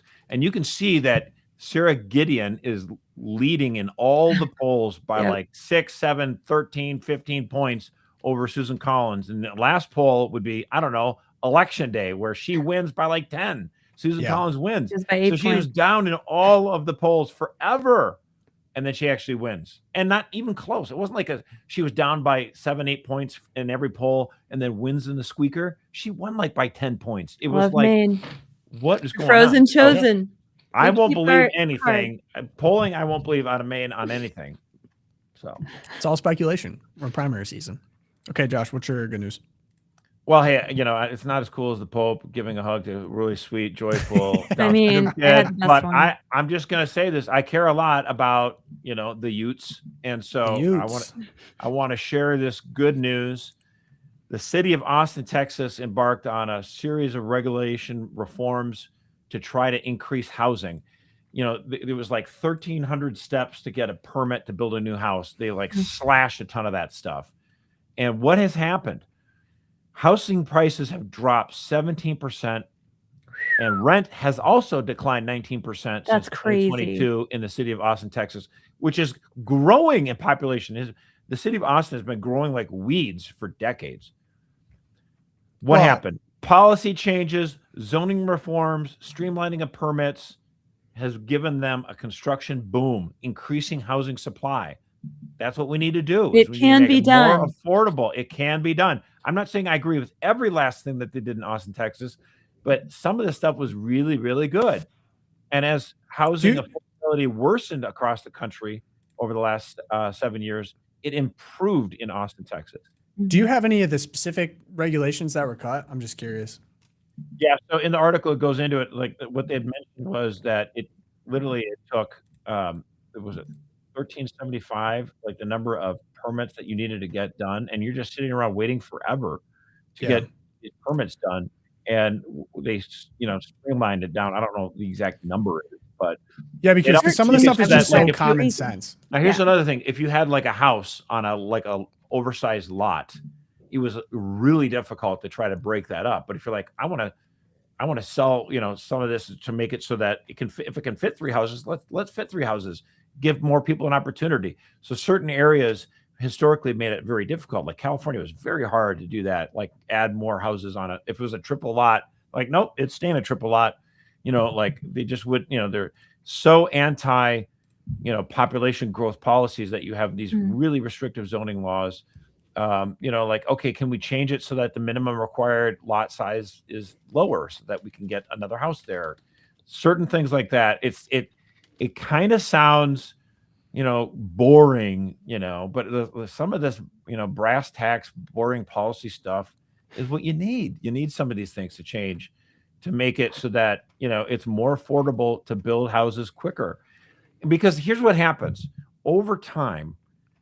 Politicians come along and they want to sound like they're heroes and they want to make things safer and say, we need to add this regulation to make housing safer. And people are like, yay. And every time they do one of these things, everyone applauds it. And then all of a sudden you stop and you're like, yeah, dude, it takes like 3 years to build a new house in the city now. And a new house is going to cost, $500,000. You're like, whoa, how did it get so expensive? Back in my day, it wasn't so expensive. Yeah, because we keep putting in regulations. Come on. All right. This is basically all I've wanted to talk about all episode. Yeah. Tom has been like just sitting on his hands. I keep sending memes of this because it's so funny. But yes, the movie Cars will return to theaters in September to celebrate its 20th anniversary. Got me feeling old. You're gonna bring your son, Tom. If anyone here has toddlers, like the people in this video were like, this inspired me to be a race car driver. The movie Cars. A good book recommendation called Creativity Inc. It's written by Ed Catmull. He, I believe, is one of the founders of Pixar, and the story of Pixar is really fascinating. Not just about the technological innovation of the animation, but of the storyboarding process. Because all of the Pixar movies are super memorable, not because they're technically excellent, which they are, but because the stories are really meaningful, which I love. And John Lasseter was awesome for that. I saw so many funny memes about like the whole theater is going to be guys in their 20s, and I will be one of them. There's like people pushing toddlers out of the way to get to the theaters. Like different scenes are going to be going hard, and it's total nostalgia bait, and that's what we have coming with the Deep. Next episode is going to be on nostalgia. I love the script. I thought it was fantastic, so keep an eye out for it. But fun story about the movie Cars, fantastic message. But Pixar's creative team, led by John Lasseter, conducted extensive research along the historic Route 66. And in 2000, he took a cross-country road trip with his family, which sparked the story idea. And upon returning, he reached out to Route 66 historian and author Michael Wallace. And so he took the animation team, about 11 to 15 artists, on a road trip along the route, and they traveled in rented white Cadillacs, visited numerous towns and landmarks, met locals, documented architecture, signage, roadside culture, and absorbed stories from struggling communities. The team drew from real places like, is it Seligman, Arizona? Seligman, I think. Seligman, thank you. Some of these are fun names to say. Tucumcari, New Mexico, Galena, Texas, and various other motels, cafes, and attractions. Radiator Springs is a composite of these bypass Route 66 towns that declined after interstates diverted traffic. And for anyone that's seen the movie, I've seen it probably 100 times because that's my son's favorite movie. He loves all the Cars movies, but I grew up loving it as a kid too. It actually kind of hits low key, like the emotion of watch it. the towns that were forgotten about, and then the object in the beginning for Lightning McQueen is he was just obsessed with winning, didn't care about his teammates, didn't care about anyone else but himself. And then he gets lost in this town and kind of discovers what life is really about as a car, apparently, all the Cars universe. Yeah, so I've never seen Cars because when it came out, it came out in 2006, I was right in the beginning of my baby boom, and I had 3 girls, and so it just wasn't like a thing in our family. Yeah. Then when my son came along finally in 2013, it kind of passed by the Cars crazy, but maybe we're gonna check it out. I mean, oh my gosh, you get to experience Cars for the first time in theaters, like the opening theater, scene. would that be cool? The opening scene of I Am Speed, and then the Sheryl Crow song hits, or is it? Yeah, I think it's Sheryl Crow. So awesome. It still holds up today. But another cool thing, real quick, just for the Cars heads out there, that historian that he met and contacted voiced Sheriff, the character in it, so he got to voice act, which was cool. Larry the Cable Guy's Mater, and my son actually recognizes Cars in real life based off of the cars. So like we went to a car show. It's like, oh, there's Lizzie over there, and it was a Model T. Which fun fact, Model Ts were called, I believe, Tin Lizzies back in the day. So that's how she got her name. And then the cars in the movie were actually based off of legendary race characters. So I think the King, they call him Mr. the King in the movie, was, I think, Richard Petty, the light blue car, same car that he drove. So I learned, I've learned about the lore at this point. Of course, the Lightning McQueen, that's after Steve McQueen, and he had that movie, The Chase, where he was screaming super fast, the bullet or whatever, the car chasing scene. So it's also the fact that, I like Larry the Cable Guy's kind of some blue collar stuff, some sort of blue language, but I find him super hilarious.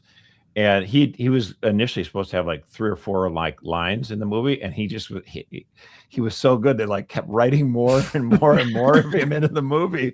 Yeah, because it was gold. I mean, the guy is so smart. Like my favorite thing too about the Cars universe is there's 3 Cars movies at this point. One came out, the third one came out kind of much later after the first 2, and the first one is the beloved one, it's the one everyone always thinks of, and then the second one. It's like a very simple, like, guy learns what life is about, overcomes, and, it's not really about winning, but he honors the legacy and learns about the small town, and that's what it's all about. And then the second one is an international spy drama in which there's a conspiracy by Big Oil to create a bad natural fuel that harms cars in public so that people will turn back to oil and they'll make a ton of money because they took over oil rigs. Like, truly, and there's a car pope in it, which suggests Catholicism. Which is sick. Okay. And so and then people were like, what is going on with 2? Like, Roman. And then in the third one, they get back. It's like, okay, back to a race. But listen, Cars 2 got hate. I thought it was sick, actually. I actually think it's not appreciated as the art that it is. But I'll probably be among the 20-year-olds in theaters with my son. So excited, guys. Yeah, it's going to be so awesome. It's going to be so sick. Okay. What'd you say? I've never watched them. Maybe I should. You should come. We should do a little LOOPcast viewing of Cars in theaters. We should all go. That'd be super fun. Cars in theaters, and then go read that book, Creativity Inc. It's really fantastic, and I love all of the early, not early, I mean, almost all Pixar movies have been bangers in the 2000s, especially, like Toy Story, Bug's Life, Up, fantastic, and yeah, their storyboarding process is included in there, and why they're so. Oh, The Incredibles, also I believe written by a Catholic. I'm pretty sure he's Catholic, and they wanted him to change elements about it, but he didn't because he's a family man himself, and the entire core of that he kept. He's like, I'm not going to change it. So cool stories in there. And like Disney wanted, the original Toy Story, they wanted Woody to be like more, like dark and like, gritty and, and they're like, no, we want this. It's a happy, joyful kid story, like a little sarcastic and, selfish, but not like, And so again, the guys at Pixar really knew how to tell a story, and they're phenomenal. I think they do great work. Okay. Crazy. I know. Now we're out of the good news. All right. This is kind of on my radar. I didn't really dig in, so I'm happy that you guys did. So what is going on in Belfast? Yeah. So last week we covered this tragic story of 18-year-old Henry Novak in Southampton in England, who was stabbed to death last December and by a young Sikh man. And again, all kinds of 2-tier policing going on. It really brought to the fore this sort of post-George Floyd crazy police training that they're getting over in the UK. And as a result of that story and the police body cam footage being released in England, there started to be more racial unrest. Obviously, there's been lots of protests about mass migration and refugees and asylum seekers coming into the UK, including Northern Ireland, Scotland, Wales. And all these protests kind of came to a head. So there was a shocking knife attack. There have been multiple knife attacks in Belfast. This was on June 8th. And it turns out it was a Sudan. I'm not going to have you play the footage. Can't even do it. It's too graphic. You can't. A Sudanese man, he's in his mid-30s, it looks like. He attacked a local Irishman in broad daylight, middle of the street. He was stabbing at his neck and face and eyes, and then he gets back on his back, and he starts trying to saw his head off. It was an attempted beheading in the middle of the street. Bystanders intervened, and I'll get into who that was in just a second because it's the most Irish thing ever. It's the most Irish way to stop. It's the most Irish thing ever. This happened in Northern Ireland. Northern Ireland. So Belfast thank you. is in Yes, Northern they will get Ireland. mad if you say it's Ireland. It's not. It's Northern Ireland. This is This is Northern Ireland, so it's part of the United Kingdom. Right. So the victim is in critical condition. He is not yet stable, so please pray for him and his recovery. But the Irishman who fought off the perp is the most Irish thing ever. I don't know if you can pull up this picture of him. I can't even say his name. Now we don't. Is he Northern Irish? Because they'll get mad if you call him. He is Northern Irish. Okay. But you can call them Irishmen. That's fine. That's okay. So, but he's from Northern Ireland. My two Mag Tiernan from West Belfast helped fight off the knifeman with a hurling stick. And I did watch the footage of that. And he literally takes an Irish hurling stick. He was returning home from practice. Hero. And he starts beating the Sudanese man over the head with the hurling stick. Another bystander, also coming from hurling practice, ran in, kicked the knife away. So a do-gooder who is probably now going to be sued for being racist or something. But the attack really, I mean, talk about an already tense political climate. By June 9th, so yesterday, we had hundreds of people gathering all over Scotland, Northern Ireland for anti-immigration demonstrations. We had native Scots and Irish going into migrant housing and actually evicting migrant families who were in there. It got completely out of control. Some of them turned violent. You can see a lot of footage of buses and vehicles on fire. Someone made the point that, what was the point? That, then we have they're running around saying, "Rule Britannia, Britannia rules the waves." And someone made the point that one of the fascinating things has been, so those of you who hear of Northern Ireland, you probably think of Sinn Féin, the Rory McIlroy, Republican Guard, like all of the violence between Catholics and Protestants there. This is from, this was a story on Unheard from a journalist who's actually in Belfast. And he said, the nightmare scenario for Sinn Féin here would have been Catholics rioting against immigrants. That did not happen. Instead, working class Catholics merely turned out to watch their Protestant neighbors riot in an anthropological detachment newly devoid of open contempt. This is great prose. I have never heard until now of working class Catholics from devoutly Republican areas talking about the coming together of the orange and the green with anything other than derision. But at Ardoyne Roundabout, one of North Belfast's most volatile sectarian interface areas, protesters from both communities shook hands and declared amity in scenes that were genuinely startling. So you have the Catholics and Protestants of Northern Ireland coming together in these protests against forced mass migration into their communities.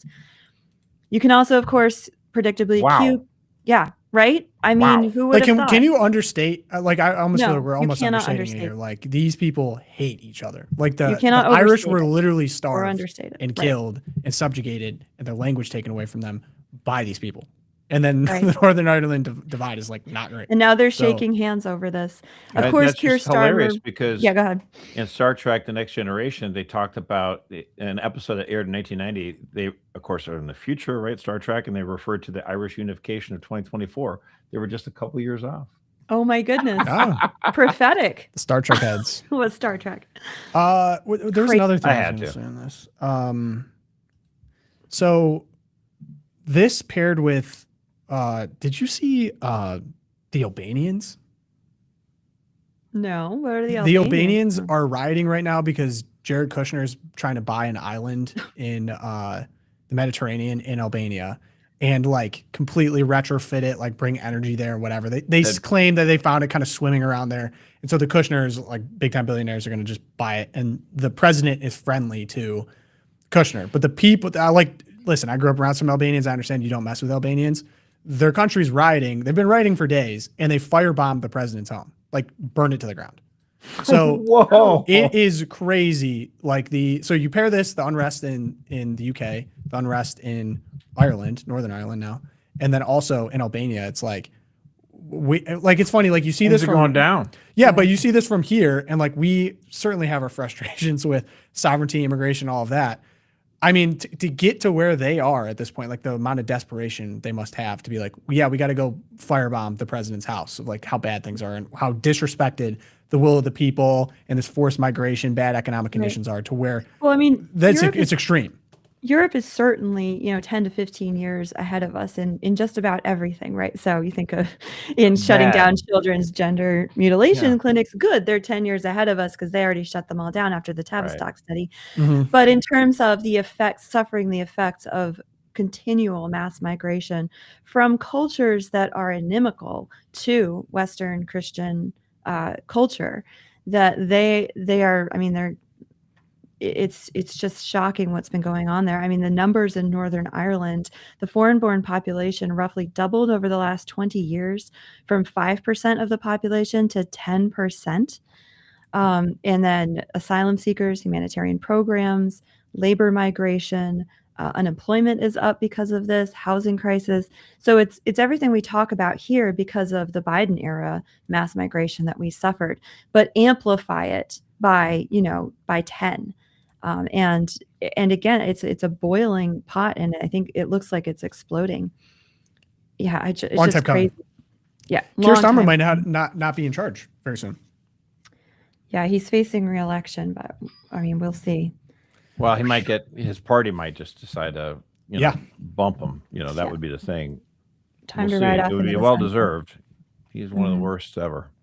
Yeah, it's hard to I've done a little bit of research into it, but to see African or outside military-aged men being dropped off in boats in such a small country, like it's hard for us because there's like a shocking amount of migration, but even so, like we're a massive country and Texas is far away from me, so it's a little bit hard to even put in perspective. But we're talking about hundreds of military-aged men, not like that don't speak English or don't have any intention of integrating, and then getting taken in, given money. And then you're already in pretty bad economic conditions. It's like you're just asking for this kind of if you can't get this kind of representation from your elected representatives, then this is the only other means to make yourself heard. Well, it's not only that. It's not just the showing up on the shores that is so frustrating and that has pushed this to this boiling point, I think, but it's also the fact that their government has been forcing this upon them. I mean, we looked last week at the training manual for police in Great Britain, which literally says we have to have disparate impact. Like this, you have to treat foreign-born populations and non-white races differently when you police than the way you treat. And then you watched a white boy bleed out because he's been stabbed because his attacker had said, "Oh, he did a racist thing to me," right? And so the police do that. And could carry a knife, and he can't. So it's a top-down imposition of this two-tier justice system. And not only that, in practice, in hiring, I mean, everything that our Department of Justice just walked back is still going on there and has been going on there longer and with more intensity than here. So again, like white solidarity has not been a thing here in the United States. It's just all of the statistics point to white people just don't really care. But when you put those kinds of pressures from the bottom up with mass migration, top down from your ruling elite class, that you're bad, you're going to get white solidarity. That's what you're going to get. And again, so then they're like, self-fulfilling prophecy. But like specifically in the UK, we're talking millions upon millions, as you say, mass migration from foreign countries. And it's not like they're all coming from like Sweden or Portugal. You know what I mean? They're coming from countries where they do not believe in the ideals that we've established in Western civilization over the centuries. They completely don't. And so, you run into these problems. And there was a debate that really popped off recently in in the UK, the BBC Question Time or whatever. And you just can't get over this. Like, watch this clip.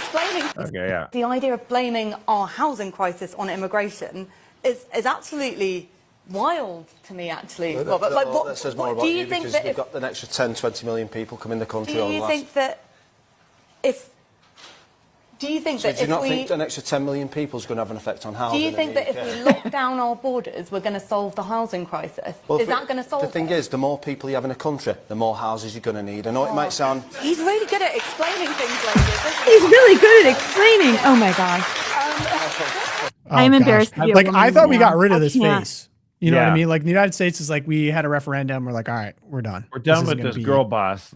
This is Kamala Harris looking me in the face. Oh, my goodness.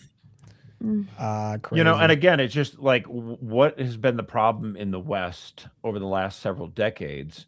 It's been the elevation of people in our managerial class that look exactly like that. And that looked, you know, for Like affirmation from the crowd to see what we should do, not like actually what has worked in the past. And I'm not responding with an argument, no evidence, no fact, like nothing. Just, oh, you think that? It's feminine. It's like a traditional feminine way of communicating, is building consensus with people around you instead of, you know, staking out on your own or making a controversial argument. It's not. It just is what it is. Like, Erica, I love you. I think you're probably an anomaly in that regard. But what she did is what I would logical. call the female shame technique, and it is rooted because women, by their nature, tend to be more consensus builders, and that is a gift that God gave to women, but it can be weaponized in bad ways, and this is exactly how it was been weaponized in a bad way. We've been seeing the ill effects of that over the last 30 years as we cannot find the language to courageously stand up and say no to millions of people coming into these countries that do not share Western civilization values. I don't need them to all be Roman Catholic and conservative. No, I just need them to believe in Western civilization. You know, come on. Well, I'd like to pair that skin in the game, not I'd like to pair that necessarily, actual skin in the game and believe in our culture. I'd like to pair that with the foreign policy that's currently in charge of the country that bombs these countries and creates terrorists and moves asylum seekers. You have to. I hate to say that because that's where they're coming from. I mean, you can go the Middle back East, to that. It doesn't Syria, change. Lebanon, Yemen, all these places. They're seeking asylum because the United States I don't want the West foreign policy is militarily. it has to be both. That's one factor. I do believe. What do you mean? I do believe that our irresponsible foreign policy over the last several generations has created an environment for radical Islamic, immigration to, radical Islamic ideology to prosper and to grow. So yes, I concede your point. I also think that there is a very big problem with Islam in that they're very prone to this anyway, but because of their theology is I think very anti-human to anyone that's not in the club. But yeah, like we dealt with these guys hundreds of years ago, the Barbary pirates, right? They would go around and they would attack all the ships doing trade. And, Jefferson had his emissary go to meet with them and like, what are you doing? Why are you attacking our ships? Like, we're a new country. We've never had any history of colonialism and attacking Islamic countries. And why are you doing this? And he goes, well, you're an infidel and we're justified doing it.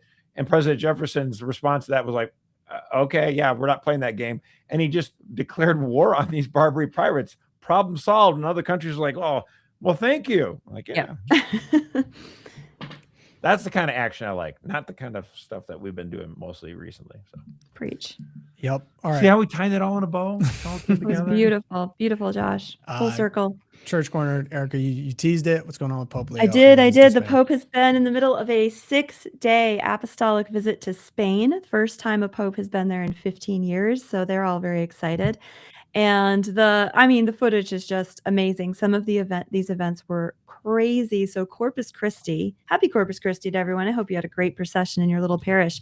Bet it wasn't as big as the Pope's in Madrid, which drew 1.2 million people by most estimates. Were lining the streets to see the Pope. Oh, here's just a beautiful, check out those Crusader capes. Is this the Order of Malta? This is the pageantry was just so medieval Spain. I loved it. I'm totally here for it. And there's our beautiful Jesus Christ in the monstrance under the canopy. So 1.2 million people lined the streets for the Corpus Christi Mass and Eucharistic procession. Then he gave a historic address to the Spanish Parliament. This was the first time a Roman Catholic pontiff has addressed Spain's Parliament. And he spoke very boldly. Spain is one of the more secularized countries. It's right up there with France and Germany in many ways. Very low birth rate for many years. Decline of marriage, decline of religiosity. And he spoke so boldly on human dignity, the importance of safeguarding religious freedom. He talked about Spain's history. He reminded them of all the way back to Ferdinand and Isabella. Talk about the roots of a conviction of religious freedom and human dignity. He talked against abortion, protecting human life, peace. It was an amazing address, and they gave him a 7-minute standing ovation. You can see the footage here. And they just kept clapping. And he leaned over to his handler. He's like, "What do I do?" And she's like, "Just leave." So after 7 minutes, he had to just leave the room. He just dipped out. Because they wouldn't stop clapping. That's Wouldn't so let him funny. sit down. It was And he addressed the issue of abortion. He didn't hide from it, and Yeah. he did it in a way I think it was very amenable to the way modern people think. It helped maybe kind of go, open their eyes a little bit. I thought it was. I think he did a great job. very beautiful. He went to a youth rally. We had the Barcelona youth I saw rally. this too. He got About the key to Madrid. 40,000 kids. Oh, he got the keys to the city of Madrid. Someone was like, said, "Yes, that counts. welcome back, Papal States." That counts. And hey, the trads are here for it, right, guys? I love you. Mwah. So youth rally, very beautiful. I showed you the Downs boy footage in my good news. And then this is my favorite. The Pope was put in the cockpit of the airplane, flying to his next stop at Barcelona. And you get This guy's he's just doing side quests at this point. this is awesome. Hey, even Pope Leo loves to be in the cockpit of a plane. He's flying to the escort, the fighter jet escorts around the plane. He's waving out the window.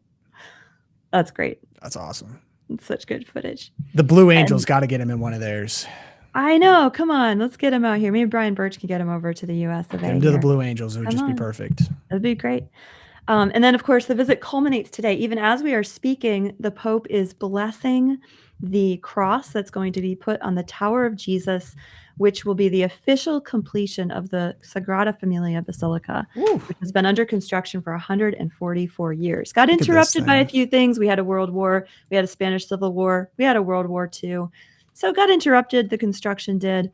The death of the sculptor Antonio Gaudi, who designed the basilica. This thing is And crazy. is now a venerable, actually. It So is it's a kinda beautiful crazy, though. facade. It's It kinda is. crazy that well, I was gonna say that Pope Francis never visited Spain during his pontificate. I mean, like, Benedict went there 3 times, John Paul went there 5 times. Here's a video of it. I was gonna say it does look like Lego, and I found out they do sell a Lego version of this. That's like thousands of pieces. Lego released this last week. It's the largest Lego construction set ever. Even bigger than the Notre Dame Cathedral. The best part about it, though, is that it's not finished. You have to wait a few more years before you can get the no. They won't send you the final piece until tomorrow. when- This thing is 100 years crazy. later, you get the final piece. Yeah. It's like hard to even like. Okay, so look at these. You know how tall these are. Like these are skyscraper builders, and it's not even at the. This is barely at the base of this thing. Yeah, it is. Yeah, That is dog, yeah. crazy Yeah. how big that is. Structure. I cannot wait to go to Barcelona. I really want to see this in person. Barcelona. You gotta say it like Barcelona. Spanish. Barth. Yeah, my like first the Spanish I teacher will was not. from Spain. I have English So I heritage. I learned will say it how I like. Barcelona. Barcelona. Cinco de Went to Mayo. Ibiza. Okay.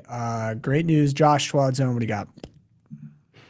Well, look, I have long been critical of the Republican Party for all their shortcomings. I try to be open and honest about it. But that also means let's talk about the current state of the Democratic Party. It's absolutely evil and insane. I mean, they call Republicans Hitler, and then they nominate a guy in Maine for Senate who's had a Nazi tattoo on his chest for 20 years. That's Crazy. Twilight Zone. Now, Democrats might have thought that 2024 was their low point. Perhaps it is not. oh. From the news service Notice, we learn a new analysis of party registration trends from the House Republicans' political arm shows that since the last presidential election, Democrats have continued to bleed voters in more than 24 key House districts considered battleground seats this year. Wait a second. This is an analysis by the. What does NRCC stand for? It's by the Republicans. Right okay. From the start, we're not trying to. I was going to say, wait a second. Well, okay. So this is However- done by Republicans. Yes. Keep that in mind. The analysis is a vote. What the analysis has shown is that Republicans have made gains with registered voters in these battleground districts that is going to determine who will win the House and which party will win the House. Now, I know you're saying a little shade on that, but the fact is, we're talking about voter registration stuff. So they're the ones compilating the data, but like anyone can verify it. It's like it's party ID. Like in most states, you register for in a political party. Now, some states don't require that. I live in a state where you vote in political primaries, but you don't register as a political primary. But in states where you register, it's like, well, it's not like Democrats will do political polls, and you're like, well, you did the poll, so how can I trust that you're getting a random sample of Americans, right? The reason why this is different is this is public data. Like, we track this stuff. It's all in the public, record. Like what the people in Pennsylvania, how are Democrats doing on party registration? How are Republicans doing? And so when you look across the country in those states where you register by party, Republicans are doing better in critical battleground House seats. Does that mean they're going to win? No, it doesn't necessarily mean they're going to retain the House, but it is an indicator that is a positive indicator in a year you would consider normally to be a Democratic leaning year. So Democrats are facing their own problems. Here's a question, Josh. So this is based on an increase in registration as primaries have started as Republican identification in the states that have it. Yeah. So what could this also mean that people are frustrated and want to vote for an insurgent candidate in Republican primaries in the case of, say, Thomas Massie in Kentucky, and are not going to vote for the eventual Republican that represents Lindsey Graham in South Carolina? Good example. Is that possible? Not really. I mean, there might be some of that noise. I mean, you could say Texas, obviously, but then, the vast majority of Cornyn voters are probably going to also vote for Ken Paxton in the general.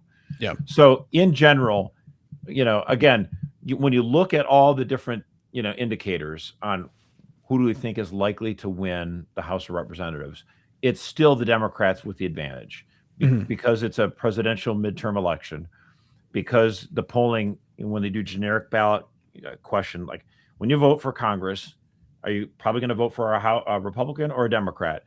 And those numbers over time tend to be a little too slanted towards Democrats. So in other words, the final result is usually 2 points better for Republicans than the polling indicates. But the polling right now still would show, Democrats are probably going to win the House. Okay. I'm just saying that this is another indicator where you look at hard data, party registration trends, how people, when they register vote, and Democrats should be doing better. Yeah. It's a good year for them. Gas was like near $5 a gallon, unpopular war. And why is it that Democrats are still sputtering? It's because they ask Americans, and Harry Ensign was on CNN, we were just talking about this the other day, asking the Americans, in polling, what do you think about the Democrats? And the American people are like, yeah, they stink. We don't like the brand. We think they just care about trans and kids. They're not really into solving problems. And so the Democratic, Republicans face headwinds with $5 gas, with this foreign war that's unpopular. Yes, no doubt. And they could lose easily the House. I get that. But I'm just saying the Democratic Party, they are fumbling and stumbling, and they should be cleaning the Republicans' clocks just based on what the American people think and the high price of gas and affordability. But they're not able to deliver as much because people are like, I don't know, dude, you kind of creep me out. Like, there's not a single white guy in the Democratic Party that doesn't feel like a weirdo. Like, it's either James Talarico, who feels kind of, creepy weird, or Graham Plantner, who is obviously creepy weird. Like, they just don't. The Democratic Party has a masculine problem. They don't understand what it means to be masculine, and it's because everyone in their party, from 2019 to 2022, they really were attacking white men at every turn, even when they had a white man as the standard bearer of their party. And so you just get these weirdos. It's just kind of crazy. Didn't Talarico have, was it like relationship with staffers stuff come out? There's a lot of rumors of that stuff coming. I'm waiting. But it was with women. Opposition. Tom, are you surprised? No, I'm the resident conspiracy theorist. I'm like, is it? I think it could be. That he's gay. Well, that exactly. Well, pretty obviously by his mannerisms. Yeah. So that's why I'm like, is he the first candidate to kind of place sex scandals with the opposite sex with the intention of convincing people that he actually is not gay? Yes. So that he which is odd because the Democrats say you should celebrate being gay. Listen, we're in the Twilight Zone. Cory Booker. I had to throw it out there. No, I know, but Cory Booker, he's a black senator from New Jersey. He would be dating Rosario Dawson, right? The actress, and everyone's like, "I thought you were gay, dude." He's got a weird. He had like a weird engagement too. It was like, yes, yeah. The rumor is they call gays call it a beard, where a gay man will date a girl intentionally. It is Pride Month. Josh is explaining. I'm gonna do it. Wasn't this one of the plot lines in For All Mankind? I don't care. Oh, wait. Sorry, for the record. What is a beard, Josh? It is Pride Month. It's where a gay man will pretend to be in a relationship with a woman to get people off the scent that he's, a closet gay. Right? You're right. But aren't we supposed to be proud that we're gay? That's but unfortunately, well, that's kind of the thing with the Republicans is there's plenty of them in there. Like for anyone that's ever talked to anyone in D.C., there's plenty of that going on. It's not just a Democrat thing, unfortunately. No, it's a DC thing, probably. I don't know what is going on in DC, but thanks for that, Judge. All right. All right. On to the next. Oh, yeah, this one was crazy, too. Dude, what is going on with Mike Lee and the Mormons, Erica? Thank you. I'm glad we're getting into this. So Mormon Palooza here over the weekend, everything just hit the fan because on Friday, June 5th, the Pentagon they released a new list of religions that servicemen can check off. So the boxes, the classifications of religions. This was not the Pentagon saying these are approved religions or the Pentagon saying like here are the only religions. They were just, this is how they communicate with the chaplains. So the chaplains know like how many in each unit are this. So they put out a new list and it was mightily revised from 211 possibilities down to 31. They eliminated Wiccan, pagan, Asatru, like the singing tree religion of the shamans of the indigenous something. Of the fake stuff. Right. All the stuff. All the stuff. But the big controversy, of course, was that they classified all these different Christians. So we have agnostic, Baha'i faith, Buddhism. Then we hit the Christians. We have Christian Assemblies of God, Christian Baptist, Christian Catholic, blah, blah, blah, blah, blah, all the way down. And then we get the Church of Jesus Christ of Latter-day Saints, not classified as one of the Christian denominations. And oh my, I learned that lots of people I follow on Twitter are Mormon. Yep. Glenn Beck came out. I can't get any closer to this. Senator Mike Lee came out. They were like, Mike Lee was on the warpath. I've never seen him tweet so much. And can't really see there, but basically it has Christian, and then it has like something next to it, and then the one right after they gave it to Seventh-day Adventists. You have to open up the image in a different tab, otherwise it goes crazy. Well, I did, but I'm just trying to resize it. It's weird in them. So bottom line is, by yesterday, the Pentagon had re-released. Actually, by Monday, they had re-released the list, and they just took the Christian designation off. They're like, okay, we're not going to step our foot in this. We're just going to have Baptist, Assemblies of God, Catholic, Church of Jesus Christ. Like, we're not going to say who's a Christian and who's not a Christian, which I did appreciate because they had said Jehovah's Witnesses were Christian, and that's just like another one you want to step in, don't want to step in. So this is good. Like, don't classify people, just put in the name of the church or the denomination that they belong to, and they can duke it out whether or not they're Christian. So you're not going to take the bait. Oh no, I'm going to take the bait. Oh, take the bait. Okay. Yes. I'm going to take that bait. Take the bait. But the question still remains: are Mormons Christian? Yep. No. To which so the argument coming from like Mike Lee and the Twitter argument, and it can get much deeper than this. There's more nuance to it, but it's that, well, we worship Jesus Christ, so therefore we are Christians. But just worshiping Jesus is not the only fundamental Christian doctrine that would bring you into the fold of, yes, I'm a Christian. A really important one, guys, we just celebrated this Sunday, 2 Sundays ago, is the Holy Trinity. Mormons do not believe in the Holy Trinity. Even the divinity of Christ, kind of up for grabs there. And the key, and I think, Josh, you brought this up on Twitter at one point, but when you look at baptisms, right?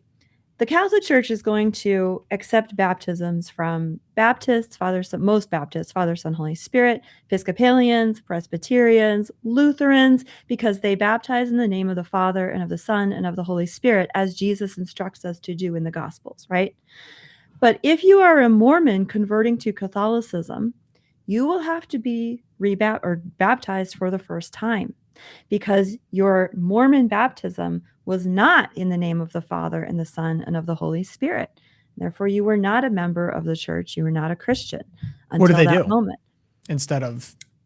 I think it's just I baptize you in the name of Jesus. Let's see. Is Trinitarian theology? So like I'm looking at Christian Scientist, Seventh-day Adventist.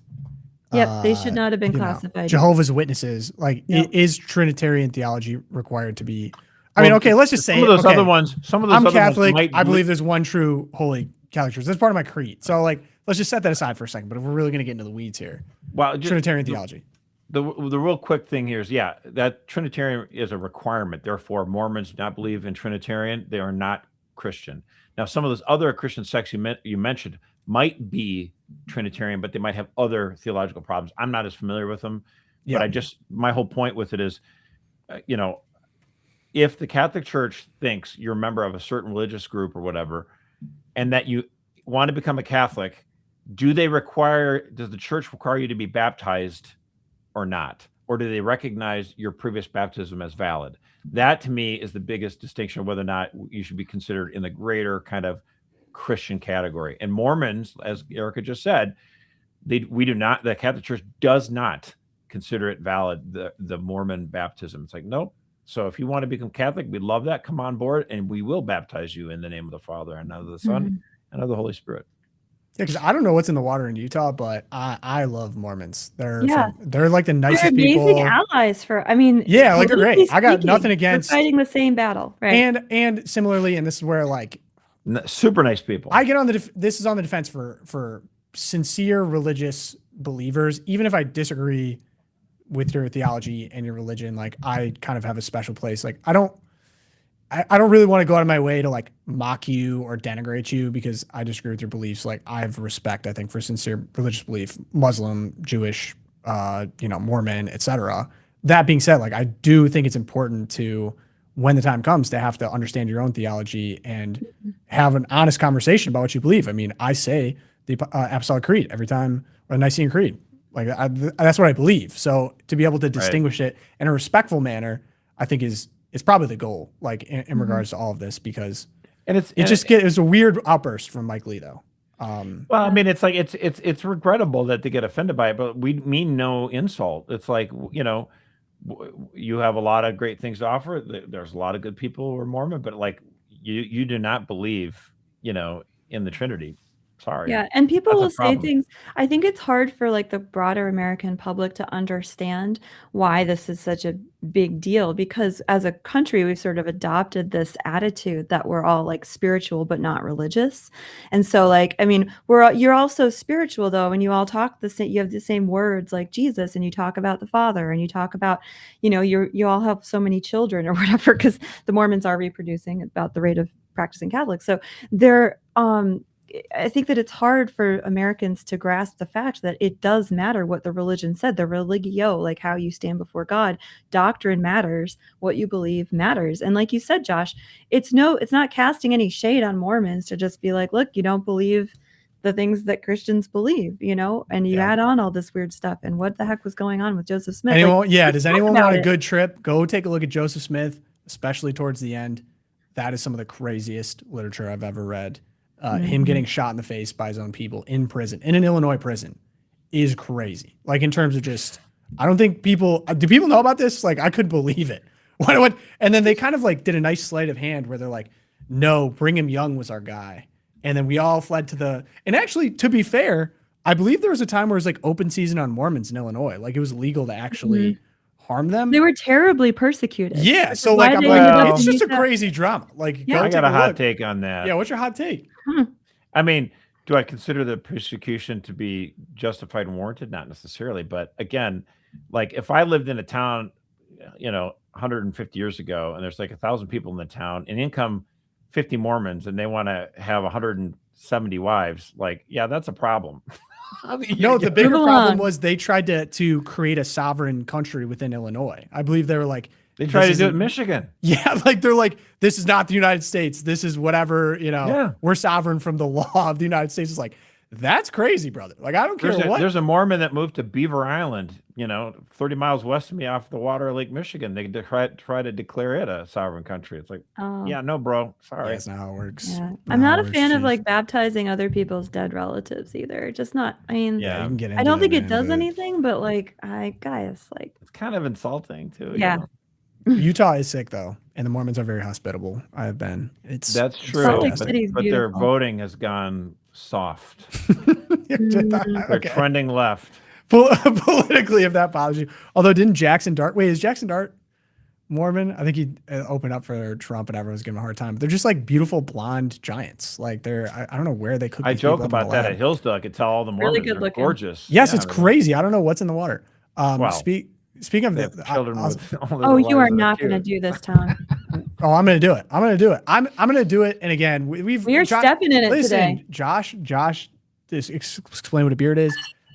Listen, some are saying it's Pride Month. I think that's lost a lot of steam. I'm trying to find a way to make this tasteful. I don't think it's possible. HelloFresh, if anyone's seen this. If you have kids in the car, Kids in turn the it car, off. gotta turn it off. I'll read the statement. This is on their public Instagram, a Pride message, HelloFresh. They're a food delivery company. We know eating isn't always a top priority for this month. We respect that. But for those of you who are prepping, we have an extensive lineup of high fiber recipes available. Happy Pride. I didn't understand this at first. I So- didn't understand it. So that's the thing. In some ways, I'm appreciative because the great, fourth rail, third rail, whatever of sexual activists is that you have to speak in euphemism and then you have to basically religiously support deviant Love. and affirm deviant sexual arrangements as if they're equal to natural marriage. And so you often get the euphemisms, but you don't get the honesty. And this is disgusting because It's honest. it's a description of how to engage in sodomy in a public commercial for a public facing company as like a big celebration or thank you to this community. And as soon as you look under the hood of like what this actually is, it kind of falls apart. And I'll just say, first off, humility requires a rigorous examination of our own lives and our own consciences. And I have my own patterns of sin. And that's why I'm grateful for Jesus Christ and salvation through him and the sacrament of confession. And I also appreciate organizations like Courage International that really do a good job of like reaching out to people with same-sex attractions. And the reality is that people that gravitate towards or get in this world often are abused or did not have good childhoods or, through some form of transgression ended up stuck in this, either like by psychological attraction, some type of breaking there. That being said, like this commercial is explicit. If you like to think about encouraging someone that you love to live this kind of lifestyle, you're setting them up for a life of infertility, STDs, higher rates of depression, higher suicide rates, and eventually wearing a diaper, to be too explicit here. Because that's what sodomy encourages. Like I think back to like how crazy it was that they're like trying to use Magic Johnson as like, oh, well, anyone can get it now. And it's like, well, no, most of it you're going to get through needles or sodomy. And the Bible's very explicit about this, that it is a sin. And of course it darkens the intellect and comes with all kinds of the things that sin brings. And so I just would never give this advice to anyone, because I love them and I would want what's best for them. I would never encourage someone to engage in this type of activity because of the obvious physical manifestations, let alone psychological, let alone all the other problems that come with it, because I love them, not because I hate them or I'm bigoted or anything else. And so I guess thank you to HelloFresh. I mean, it's disgusting. It should be taken down. But, I saw this Gallup poll going around, interestingly, of so per Gallup, independent support for the morality of gay and lesbian relationships is down 10% since 2021. This is regardless of whether or not you think it should be legal, please tell me whether you personally believe that in general it is morally acceptable or morally wrong, gay or lesbian relationships. And we just get a huge fall. Like peak around 2020. Well, that's from GOP, then independents, and then right. Democrats, of course, is split by party affiliation. But just in general, the general trend is down. And you're like, well, why would that be? We just had the most open period where, supposedly you could be able to flourish in these type of arrangements where it's encouraged by the state, it's encouraged by private corporations. You got like the HRC, you have all these organizations like punishing people for even celebrating, like slightly speaking up against this. This should be the time where everyone's like, this is awesome. And then I just think rightfully so, people realize like, okay, we hate that this is in our face. It's on its face disgusting, the act itself, and it leads to long-term problems. Right. So I don't like it being thrown in my face. And I don't care what type of sexual arrangement it is. This type of profanity being in everyone's face all the time and you having to accept it and encourage it. Think libraries, drag shows, public displays of deviancy is disgusting because it is naturally disgusting. Everyone recognizes that. So that polling suggests it.